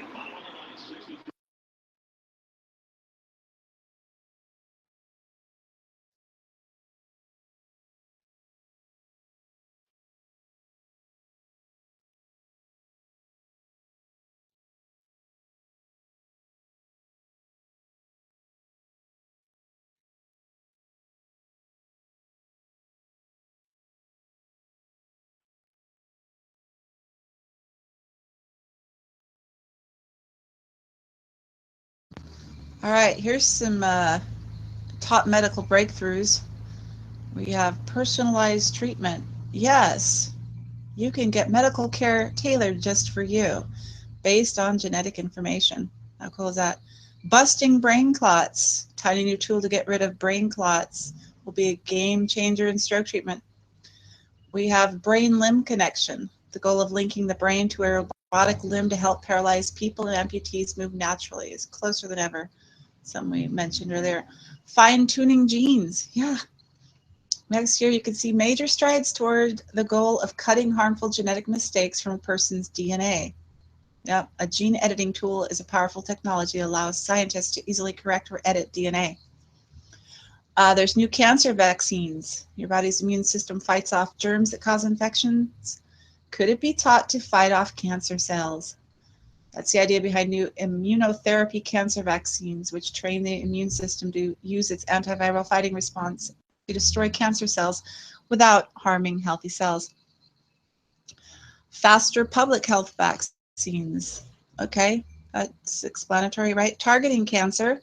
Researchers are closer in on the day when a single drug will treat many different cancers. Wearable sensors. Wearable health sensors could soon change the way people with chronic diseases such as diabetes, heart disease, and asthma control and monitor their condition. Fighting superbugs. Decoding the DNA of bacteria is transferring the way we identify infectious diseases in the microbiology lab. And better cancer screening. That makes sense. Some of the deadliest, most difficult to find cancers may be detected by analyzing blood for abnormal proteins. Cancer produces these abnormal protein structures. Up to now, blood tests weren't sensitive enough to identify them. And now they have a new type of analysis that allows researchers to find the proteins earlier.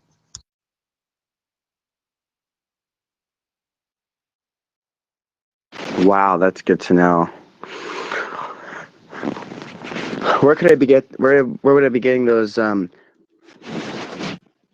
cancer vaccines in my area in Santa Barbara? Well, I can refer you to a handy tool. You can access it through anything that accesses the internet. It's called a search engine. Yeah, check it out. How do I check it out? What would I be able to look up on Google? Exactly what you said.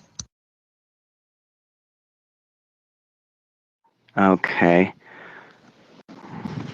Is there certain keywords for me to put in, I guess? I guess that's the only other thing I can think of.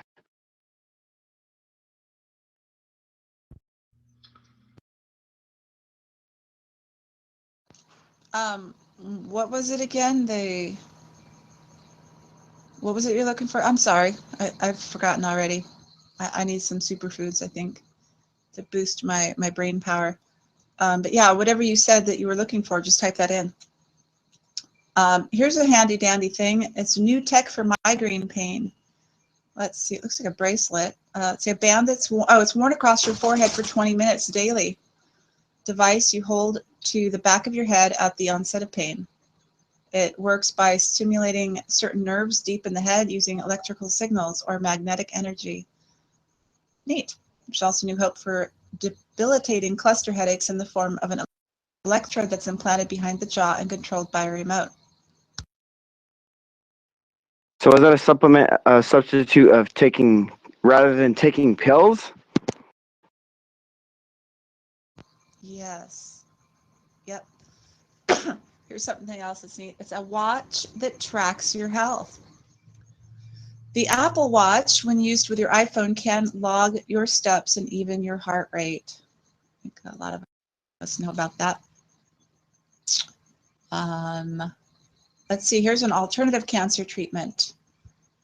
Let's see, everyone knows the story of side effects of chemotherapy, hair loss, diarrhea, and more. That's because chemo drugs destroy cells that multiply quickly, whether they're cancerous or healthy. But scientists are finally finding success with a more selective approach, immunotherapy. These treatments harness your body's natural defenses to beat cancer back. What we've discovered is that cancer cells evade your immune system by putting it into overdrive, causing it to tire out and give up. The new drugs interrupt the cycle so your body can fight. The results so far have been staggering. It's not an overstatement to say this is a turning point in cancer research. Treatments for cancers of the kidney, lung, and pancreas could be up next. Wow, that's great. That's cool. Think I'm gonna have to talk later and go over some stuff about that again. This is great. Here's an exciting one, a real cure for Hep C. Usually symptomless hepatitis C kills 15,000 Americans a year. Until now, treatment helped a mere 30 to 40% of people with a virus, which is passed via infected blood and can lead to liver failure and liver cancer. But in December 2013, the FDA approved Sovaldi, a pill that cures up to 90% of Hep C patients when used with another new drug, Simeprovir. Before it was like fighting a war with fly swatters, but now the big guns have arrived. More help is expected to be FDA approved soon. Lenacapavir combined with sofosbuvir for one form of Hep C known as genotype 1, as well as a three-drug cocktail that has cured 90% of people treated with it. That's awesome. Yeah, that's cool. Yeah. Yep, and everybody knows about the little pregnancy sticks. Tells you if you're pregnant or not. But they have these new ones coming out by Clear Blue. Not only will it tell you if you're pregnant, but it gives you an idea of how far along you might be. I didn't know anything like that. Wow. Wow, maybe you could share the whole site with me later on too. Yeah, that would be wonderful. Hi everyone, how you all doing? What's up, Wolfie? How you doing, brother? I found one. This is kind of crazy, but cryogenic freezing. I can kind of go into this slowly here. The good news, immortality isn't just the stuff of science fiction anymore. The bad news, living forever isn't going to be cheap. As long as the price tag is within reach for more than just the ultra rich. However, it's a good bet that plenty of people will spend every penny they can get their hands on to just to extend their lifespan with a few more good years. Still, now that wildly extended lifespans aren't merely the basis for a hypothetical discussion, the idea does force a person to consider if the avoidance of death is truly desirable.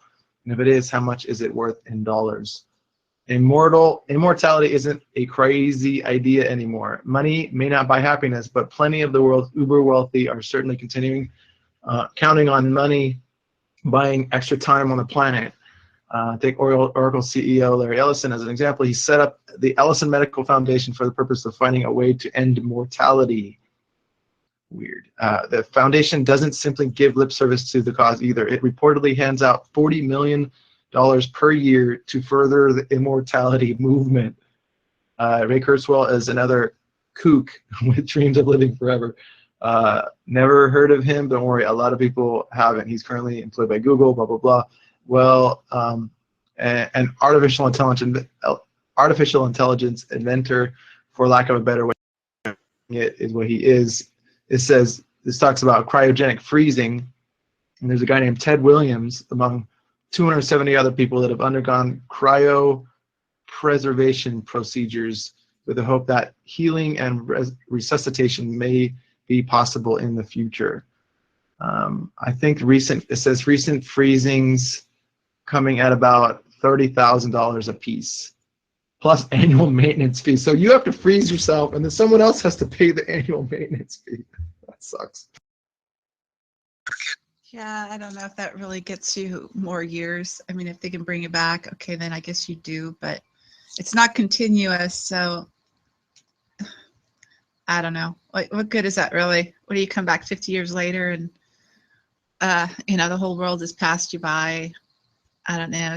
It's something straight out of a 50s sci-fi film.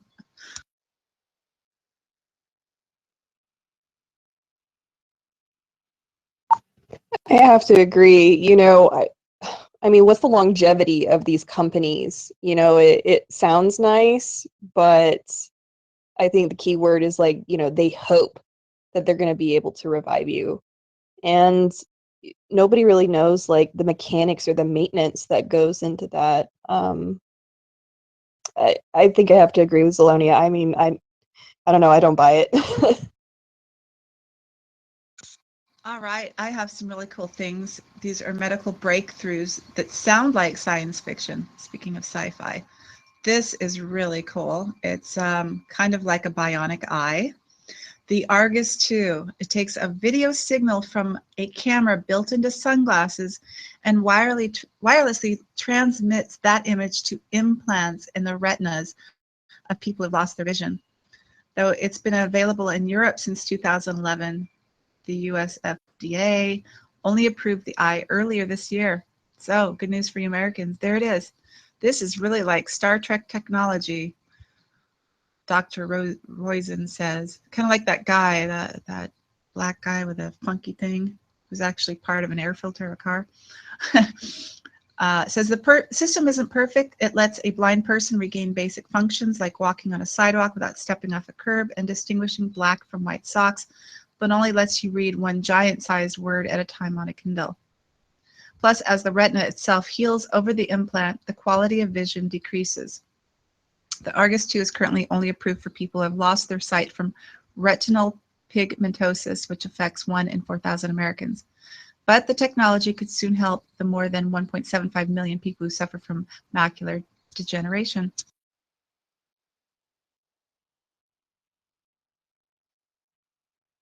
Wow, that's amazing.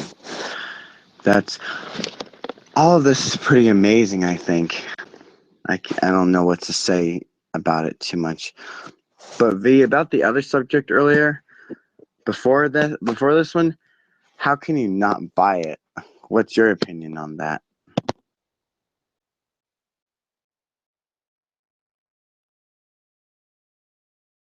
Just do it.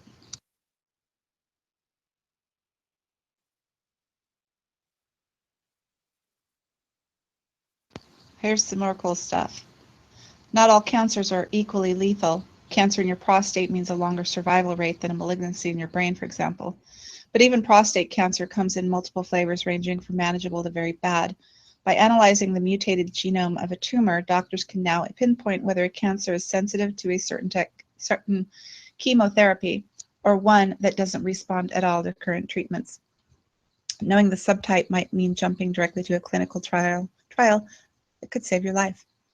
And this is nice. The seizure stopper for the 840,000 epileptics suffering from sudden uncontrollable seizures.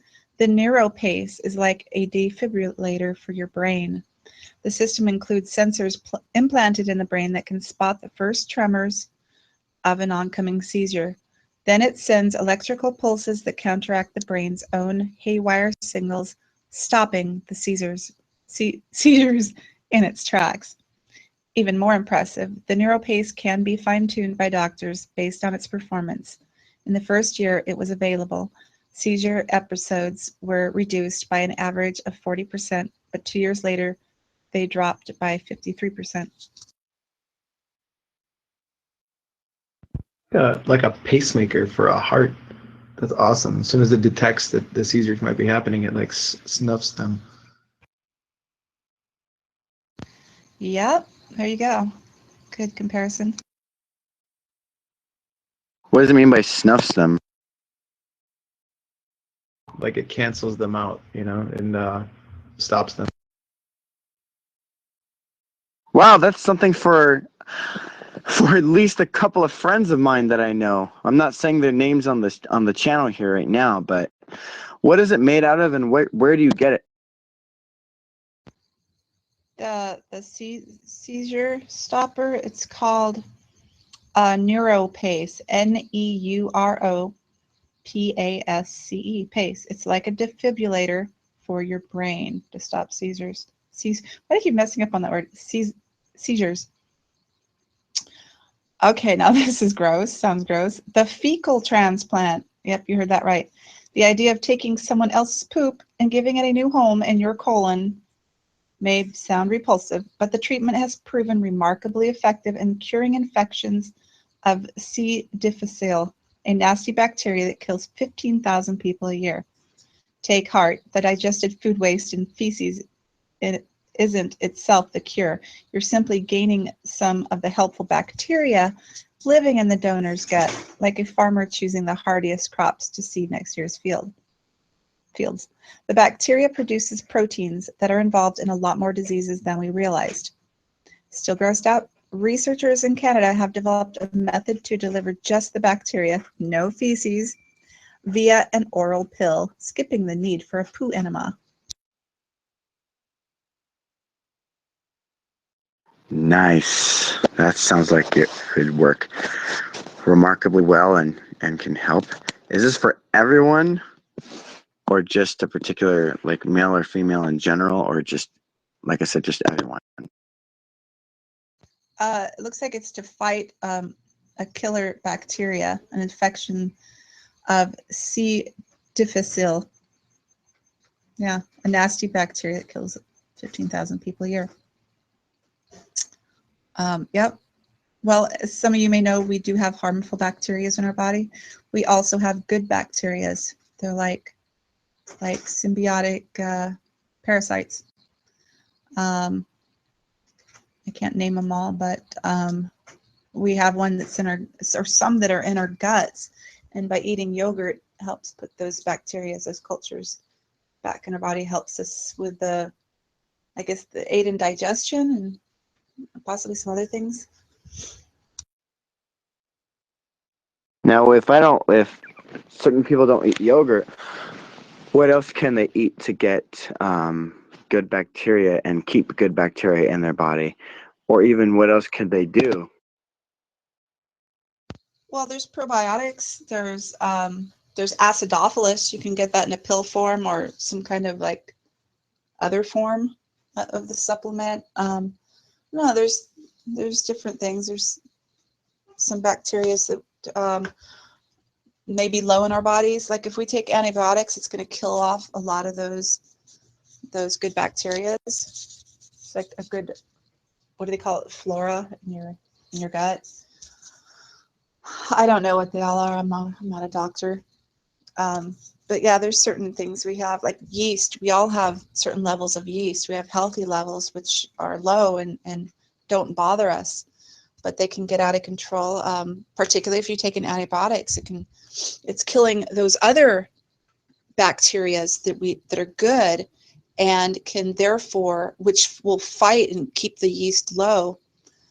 So when those are killed off, they're not fighting the yeast, and so the yeast can get out of control. And I'm sure you've heard of yeast infections. Not just women have yeast, men do too, but women are more prone to yeast infections. So is it a good thing? I don't know, but there are healthy levels. Well, that's good. That's really, really good.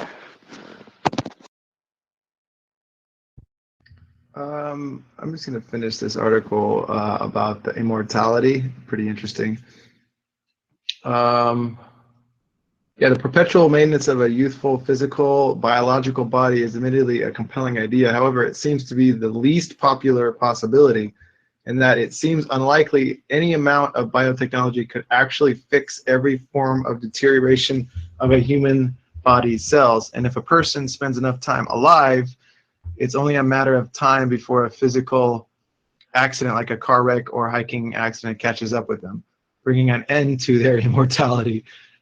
This is the most interesting part. It says the alternative, and that one way to immortality is basically freezing your body when you're young and you're youthful, which means you don't live as long, hoping that there might be a cure, so to speak, so that you can live forever in the future. But this is the alternative. It says, obviously, the alternative obviously is the digital storage of an individual's brain, complete with a soul and or personality. That brain can be downloaded into a robotic body, exists simply in a network as a program, kind of like The Matrix, the movie The Matrix, if you guys have seen this, or maybe even implanted into new blank biological body. Although there's no conceivable technology, even by unforeseen future know-how that could upload a digitally stored brain into an existing mesh of neurons. As such, that means cybernetic bodies or simple digital entities are the most likely solutions to immortality.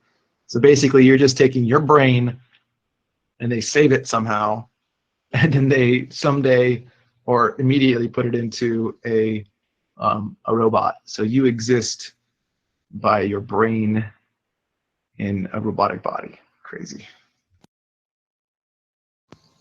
Amazing. Yeah, if it's going to be exact, it would have to be the brain itself put into the body. Otherwise, it's just a copy.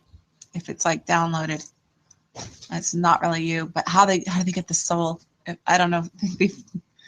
Sounds like only a concept. But yeah, thanks for sharing that. That's amazing. I didn't realize there was more. Yeah, there's just one more paragraph, and then maybe we should shift into the Eastern medicine stuff, because we're already going on 2 hours almost, believe it or not. It's crazy. It says, at the end of the article, it says basically, and this is where the whole matter is boiled down to one simple question. Would you really want to live forever in a state where you could never truly smell a flower, taste chocolate, enjoy sex, see a sunset, or do any of a million more fantastic things without processing them as code and enjoying them only because your software tells you to enjoy them, and waste your good body years mostly financing your immortality? And it says the answer, no.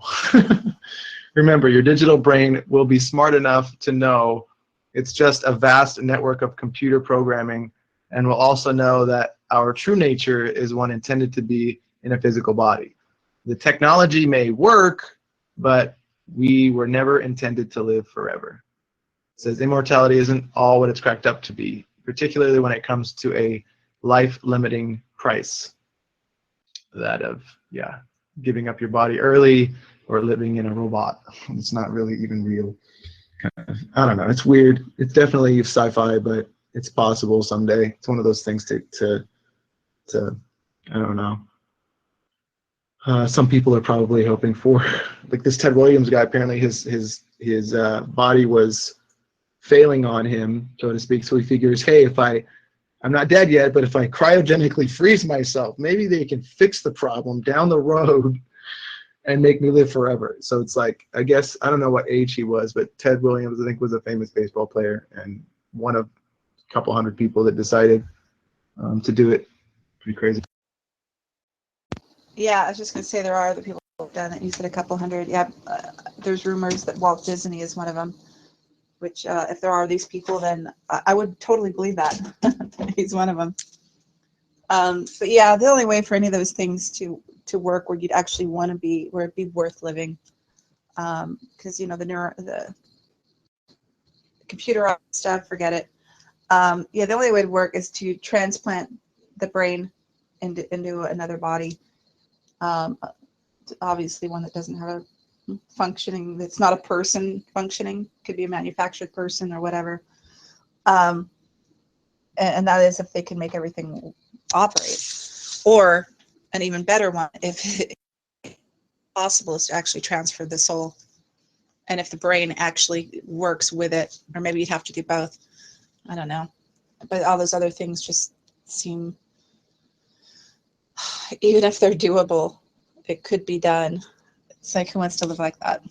It's not the same. You want a body, you want the sensation of touch, sight, smell, you know, everything.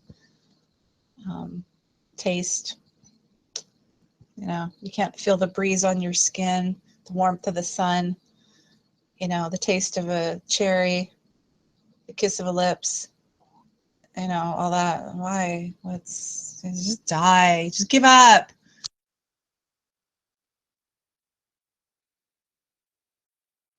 Yeah, I think people's hopes is that they would have all those sensations still in the future.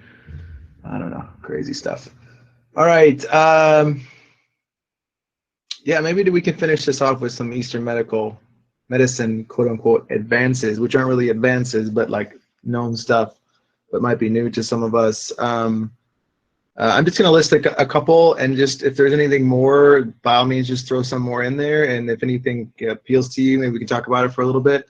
I've got just mindfulness meditation. I've got holistic medicine. I've got yoga, a Tai Chi, herbal medicine, idea of oneness, like we're all one big human family, and loving kindness, which is basically just loving others like you would love a family member or something. Same idea, kind of. So yeah, any other thoughts on Eastern medicine advances or Eastern medicine practices that I've left out?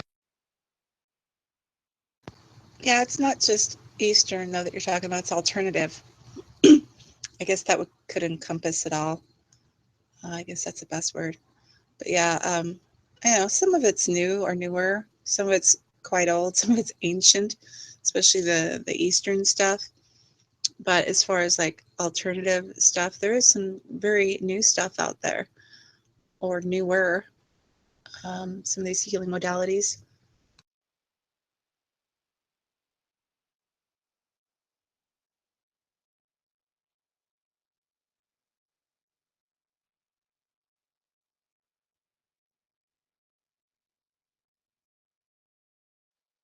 Missed acupuncture, but apparently that's pretty popular or effective if done by the right people, is what I've heard.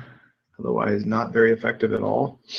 What else I heard? I found something about cupping. I think it's called cupping, and it's a Chinese, I believe it's a Chinese technique to remove, it's a circular, neurocircular something, gets you a little bit more circulation in your body, like stuck energy or something like this. I don't remember exactly. Maybe someone else knows more, but it was, Michael Phelps was using it. If you guys remember those round like bruises or circles on his body, on his shoulders and arms, those were from this cupping procedure. And apparently he said that, you know, he doesn't talk up something if it doesn't really work. You know, he can afford just about every modality you could possibly think of, and apparently he says this makes him feel better. So whether it's just a placebo and he thinks it's making him feel better, or it's actually making him feel better, he wins a lot of gold medals. So I don't know. I would think you'd maybe want to listen to a guy that knows, that's tried this and that, you know. But anyway, that's another one, the acupuncture and the cupping that I found. Yeah, there's a reason for those marks. I remember seeing an article maybe 2 or 3 years back. It's like, have you seen these marks on a lot of celebrities' backs? You know, so it kind of made a comeback, particularly with the celebrities. But it's been around for a long time. I mean, maybe as long or longer than bloodletting. Really long time. And what leaves the marks is you just actually take these little cups and you put a flame underneath it, warm it up, and then you put it on the back, and that heat will create a suction. So part of the red mark might be from the heat, but I think most of it is actually from the suction that heat creates. I don't think they want to really burn you and scald you, or burn you rather, but I don't know how much heat they have to put in there to make it just right, but I don't think it's very much, and that's why, like, if there are burns, they're not like the kind that would blister, but would probably leave some marks at least for a few days.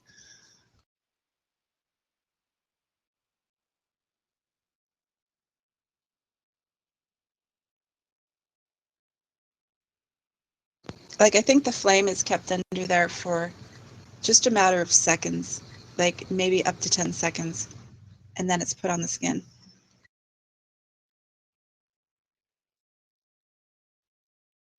But have you heard of what it actually is doing? Like, I don't know. I didn't get a very good description of it. I did a little bit of research on it today, but I don't know. It seems interesting. It seems like you would need like a chiropractor or someone to administer that, or whoever, you know, someone that knows what they're doing. And it seems like it would be kind of an expensive, kind of a hard thing to, a hard service to find. I'm sure in LA it would be no problem for me, but what if you lived out in Podunk, Arkansas or something, you know, who knows? Actually, I think it's a really simple procedure, and I think anybody could learn it really easily. A chiropractor might. I don't think it's something that a chiropractor would learn, but anybody that's in the healing arts can always learn additional modalities. So, yeah, there's that. But as far as what it's for, I think you're probably onto something there. It probably has something to do with circulation, maybe balancing your energy, your chi, also or instead. But yeah, something we'd have to search up to really know for sure. So there you have it, people. Just search cupping, and what I've heard about what do you call it, acupuncture, was that if it's not done by the right people or a pretty highly trained or knowledgeable person, it's almost ineffective. If it's done by the right person, it's very effective. I don't know. I've heard mixed things about acupuncture. It's one of the holistic medicines, I think. There are many, but that's the one that I've heard most, aside from herbal medicine. But obviously there's chiropractic. I think that's part of holistic medicine. I'm not sure, but yeah, it would probably fall in there. Possibly yoga would fall under holistic medicine. Tai Chi, potentially, because it's kind of whole body. That's a factor there. There might be some I'm missing, but yeah. I think Tai Chi and yoga fall more under fitness, and you definitely don't need, that's something you do yourself. You don't need someone to perform it on you. And while learning how to do the cupping is probably quite easy, you're right about the acupuncture. Same with acupressure, but especially acupuncture. Definitely, it's going to take a lot of training, and someone really needs to know what they're doing, because you're pinpointing meridians, and you have to be very accurate with it.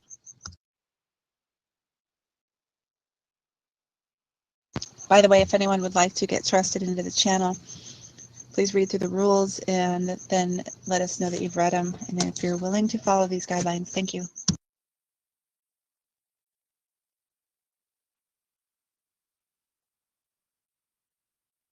Needless to say that generally Eastern medicine advances would be in the form of what you mentioned initially was prevention, right? And then Western medicine advances would be like, I need help now. My arm is almost falling off from an accident. You know, like to be able to heal you, like immediate attention. Is that kind of about right? Yeah, I'd say alternatives more into prevention, remedies, cures, while Western is more into surgeries and treatments and drugs. Yeah, I'd say that's pretty accurate. And you're right. I think Eastern medicine, aka alternative medicine, is pretty much puts everything, you know, in a better group there. So the pros. I got one last question here that might be worth kind of talking a little bit about. Is what are the pros and cons of both Eastern and Western medicine, or in this case, alternative and Western medicine? What are the pros and cons of each? Well, here's a pro, and another thing to note about alternative is most of those, they focus on your mind, body, and soul as one, and try to have them work in unison to improve your health. Where medicine, Western medicine, is just about your body and your soul and your mind. It doesn't really have a place in that, or it doesn't much. You know, doctors might tell you, you know, try to reduce stress many times and eat healthy. They might even throw in meditate, but that's pretty much the extent of them trying to have you bring in anything besides just your body. I think of Western medicine as being kind of like a Band-Aid, you know, or a tourniquet. to stop the bleeding, but what caused the bleeding in the first place? So, you know what I'm saying? It's I feel like Western medicine doesn't look at the cause so much as okay, so you seem diabetic. You seem to be going into the diabetic shock. Okay, well let's fix you with some medication, so that you don't have to do any real work. You can continue, in theory, business as usual with your lifestyle, and this drug should help you out, so that that's kind of, I think, the downside of Western medicine is it's just a band-aid, and it doesn't get as well. It doesn't get as well at what is the cause of why am I here? Why am I in this doctor's office? As a looking at why am I here versus Western medicine is okay, we're just going to fix you. We're not going to look at the actual root of the problem. We don't have time for that. So I think Western medicine is bad for that. For fixing you from a tragic car accident, great. I want Western medicine like now. Get me to the best hospital in the city. But as far as I don't know, living my life with more energy and feeling like I have more energy every day, and I don't know, just having vitality and potentially living longer and without any sickness, like not having colds as much. I want Eastern medicine or alternative medicine, hands down. In the last 6 years of my life, I haven't had a serious cold, not even close to that, whereas before I probably had like 2 bad colds every year. Put me out for like at least half a week. Yeah, well, with alternative, besides their treatments, they can give you like a map, a plan, a blueprint or something. And this is a proactive approach where you take your health into your own hands and you follow those things to a T, and your whatever's ailing you should improve. Western is great for the fix it, the here, the now. No plan, they just fix you up and send you on your way, and it's up to you if you want to heal better and prevent other things from happening or having that happen again or whatever. Yeah, car wreck, you want to go to ER. ER is great. They'll replace a valve, insert pacemaker, replace a liver, they'll set a bone, all that good stuff. They'll give you a heavy dose of morphine when you're in bad pain. But yeah, it's like when you haven't followed a plan and you haven't been proactive, that is to say, if it's not an accident, then you have Western medicine for you to fix your neglect, or whatever it might be, your propensity towards a certain disease, if genetics, which sometimes do play a role. So they're there for that. But I think we all need to be more proactive, learn some of these other modalities. Some of them we do ourselves. Some are in unison with the alternative therapies. You might go get some acupuncture and some rolfing, and you diet and you exercise and you eat right and you meditate and all that. So, you find what's right for you and try to fit it into your schedule and make time for it. Other people are just, they're go, go, go. Eating healthy, what? No, wait, I got to stop and get some fast food. Oh, it's the weekend, it's time to drink, let's party. You got a cigarette? Yeah, get out that bong. Oh, you got a line of Coke? Great. Oh, wait. Oh, I want to go get this ice cream. Oh, soda. And they go see the doctor for their once every 5-year checkup. The doctor says, well, you got whatever, hardening of the arteries, and and your liver is taxed, and you got to do this. And okay, yeah, great. Well, a few years pass and the guy ends up in the hospital and needs a new liver or something, or a bypass. It's like, okay, great, you got Western medicine there for you. That's your wake-up call right there. As if the other one wasn't already. It's like, okay, now you better do this or, you know, worse shit's going to happen, buddy. That's when you might want to get out your yellow pages and start seeking some alternative modalities.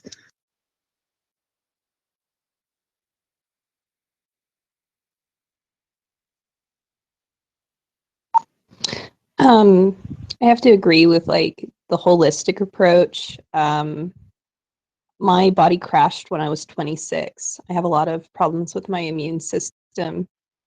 And growing up, I was just pumped full of shots, pumped full of pills. And now as an adult, my body just, it can't keep up. It's constantly struggling. And then when I switched gears and started going, you know, the alternative way, it was the first time in my life that I started getting that vitality back. And, you know, one of the other things that we don't talk about is I think now you can see a lot of accounts, if you just start looking for it, is people that, you know, have undergone surgery. What are the long-term effects? What other changes are happening in their bodies? I think there's cases of diabetes coming up now. You know, what happens over long periods of time when we have that type of emergency, okay, now way after the fact, now that it's deteriorated past this point and you have no skills to change it or even access. You know, what are you going to do? And, you know, I can't say enough about taking your life into your own hands and, you know, eating food from the ground and being able to take care of yourself and really just having more of a connection with other people while you're doing it. Yeah, I think there's a lot of people, especially Westerners, who kind of treat their body like a car in a way. You know, they're flying over speed bumps and zipping around corners and take their vehicle off-roading, and the shock and the suspension stuff is just torn up, and they take it into a body, you know, an auto shop, and they're like, oh yeah, well, now you got to be nicer to your car, and you know, we jacked it up and found all this stuff and fixed it, and here you go. But you know, if you don't want this crap to happen again, just be nicer to your car. So people are like looking for these quick fixes. You know, they thrash their body and they're like, okay, well, give me a pill. Okay, well, we'll just replace the part. You know, and like, okay, like let's use for an example, people who overeat and their body gets really fat and they go and have gastric bypass surgery. Okay, that's a bad quick fix. That's bad. They just taken care of themselves and watched their munchie cravings and ate carrot sticks instead. And I know I'm simplifying this, but really, you do that gastric bypass, you're taking out all these intestines your body needs to digest food and access those nutrients and metabolize it and draw out what it needs. You go have that bypass. Is it really a good fix? No, because now you got to change your diet after all, just like you should have before. But it's even worse. You know, me, I'd rather eat the carrot sticks and leave out the ice cream and have a body that works than to go take some quick fix like that. Yeah, well put, both of you. I mean, absolutely spot on. It's such a band-aid, Western medicine. It is the way we can go about our lives without having to think about our body. But the reality of it is that our quality of life will deteriorate quicker if we continue to do the quick fix from the doctor. Just overall, I feel like your body will deteriorate quicker if you do it that way versus just what do they say? You either are going to pay the grocer or pay the doctor. The good thing about paying the grocer, meaning like fruits and vegetables, essentially, is that it's relatively a lot less expensive than paying the doctor. Because paying the doctor, in the end, is going to be one hell of a crush on your wallet, you know, for your lack of I don't know. I don't know how to put it. It's like for your lack of care for your own body, you know, assuming that it's up to someone else to care for your own body. Yeah, I think that's how a lot of people are, especially Westerners, is they don't take their own health into their own hands. They think that doctors are going to fix them and make everything. They want this instant gratification, this quick fix, and bodies just don't work like that. It's not like an auto shop. Here you go. You got a new muffler. You got a new battery, whatever. It's not the same. And yeah, you pay for some good foods versus some crappy foods, and a bottle of Jack over the weekend. Yeah, it's better than that doctor bill. And you're going to feel like crap for a while until you heal, if you heal. And you're never going to feel totally right unless you get on track. And then you might have scars from surgeries. And yeah, just, go get yourself a smoothie and leave the Budweiser in the cold department in the grocery store. You know what? There's people that smoke 1-2 packs a day, and they live a lot longer. They drink and stuff like that, and they live a lot longer than people that eat carrot sticks and celery sticks and eating healthy. So it's not, you're not 100% sure that you're gonna have a better life than most people. So I don't know. I've known a lot of people that eat healthy for the last 20-25 years, and a lot of them are not here right now. So Pew's got a good point, I think.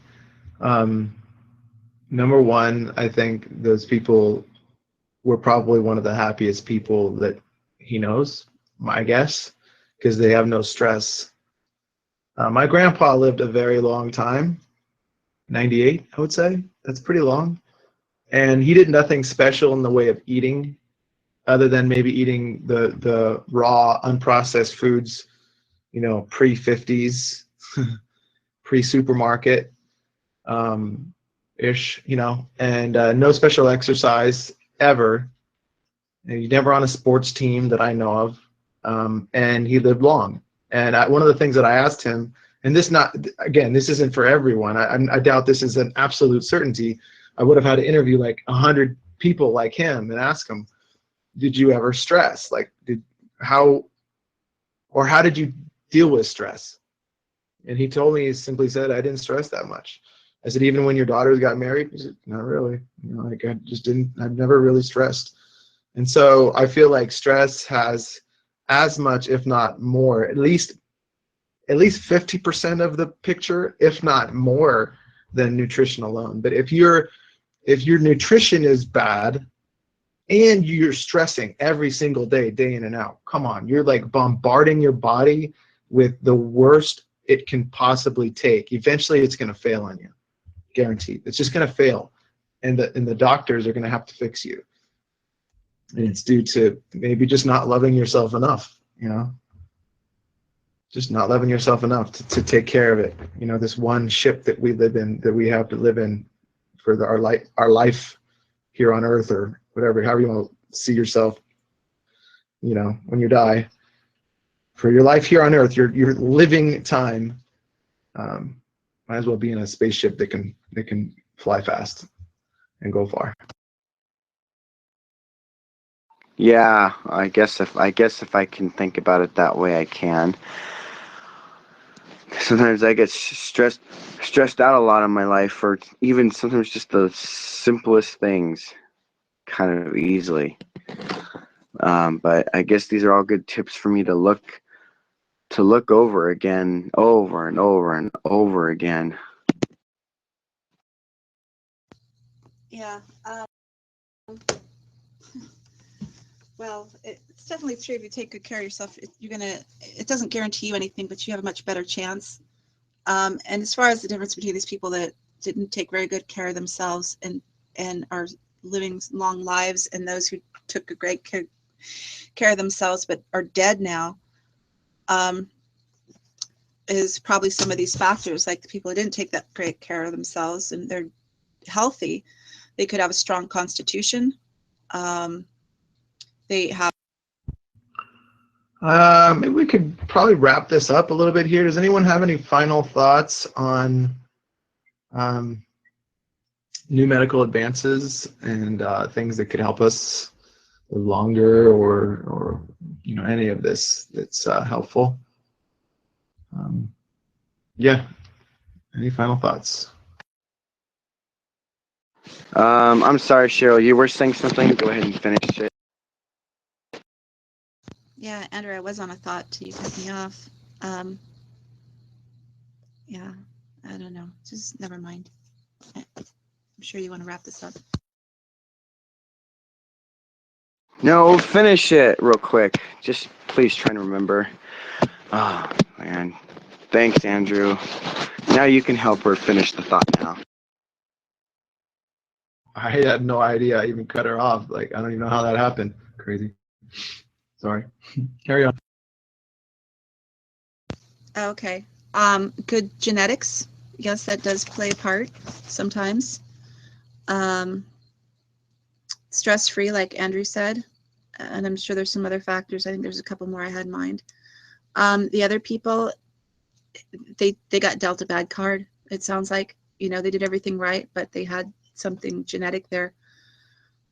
Or they could have been, for a long time, depriving their body of something nutritional that it needed.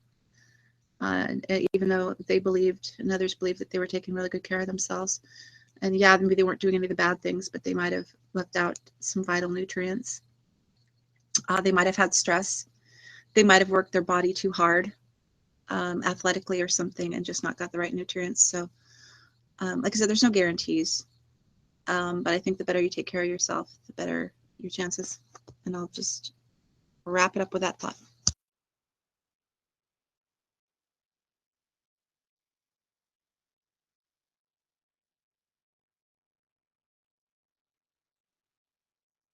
Yeah. I was going to say thank you for letting her finally finish it with something. Jeez. Thanks, Cheryl. Thanks so much.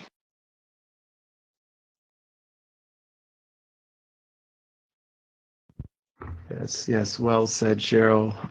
Well said. I don't know if I could have said it better myself. So on that note, carry on the conversation if we really want, but I can move into voting. We're going to do a little bit differently today, but first of all, I want to say thank you guys for taking the time out of your busy lives to join us here for the program tonight. As always, really appreciate the fact that you guys would make that choice for yourself, for others, really, because some of the stuff that you shared is going to help somebody out. Thanks again. Love you all. Hopefully you'll come back for future Our Healing Choices programs with cool topics that we choose together. Hopefully you have a few minutes to kind of settle in with voting for the next topic, because it is you guys that help pick a topic each week. So if you have any thoughts on topics that you'd like to hear, anything health or wellness related, just throw them out there. I am actually ready right about now. So if you have any thoughts on topics, throw them out. And then what I'll do is I'll take some snapshots of the current list, and we can continue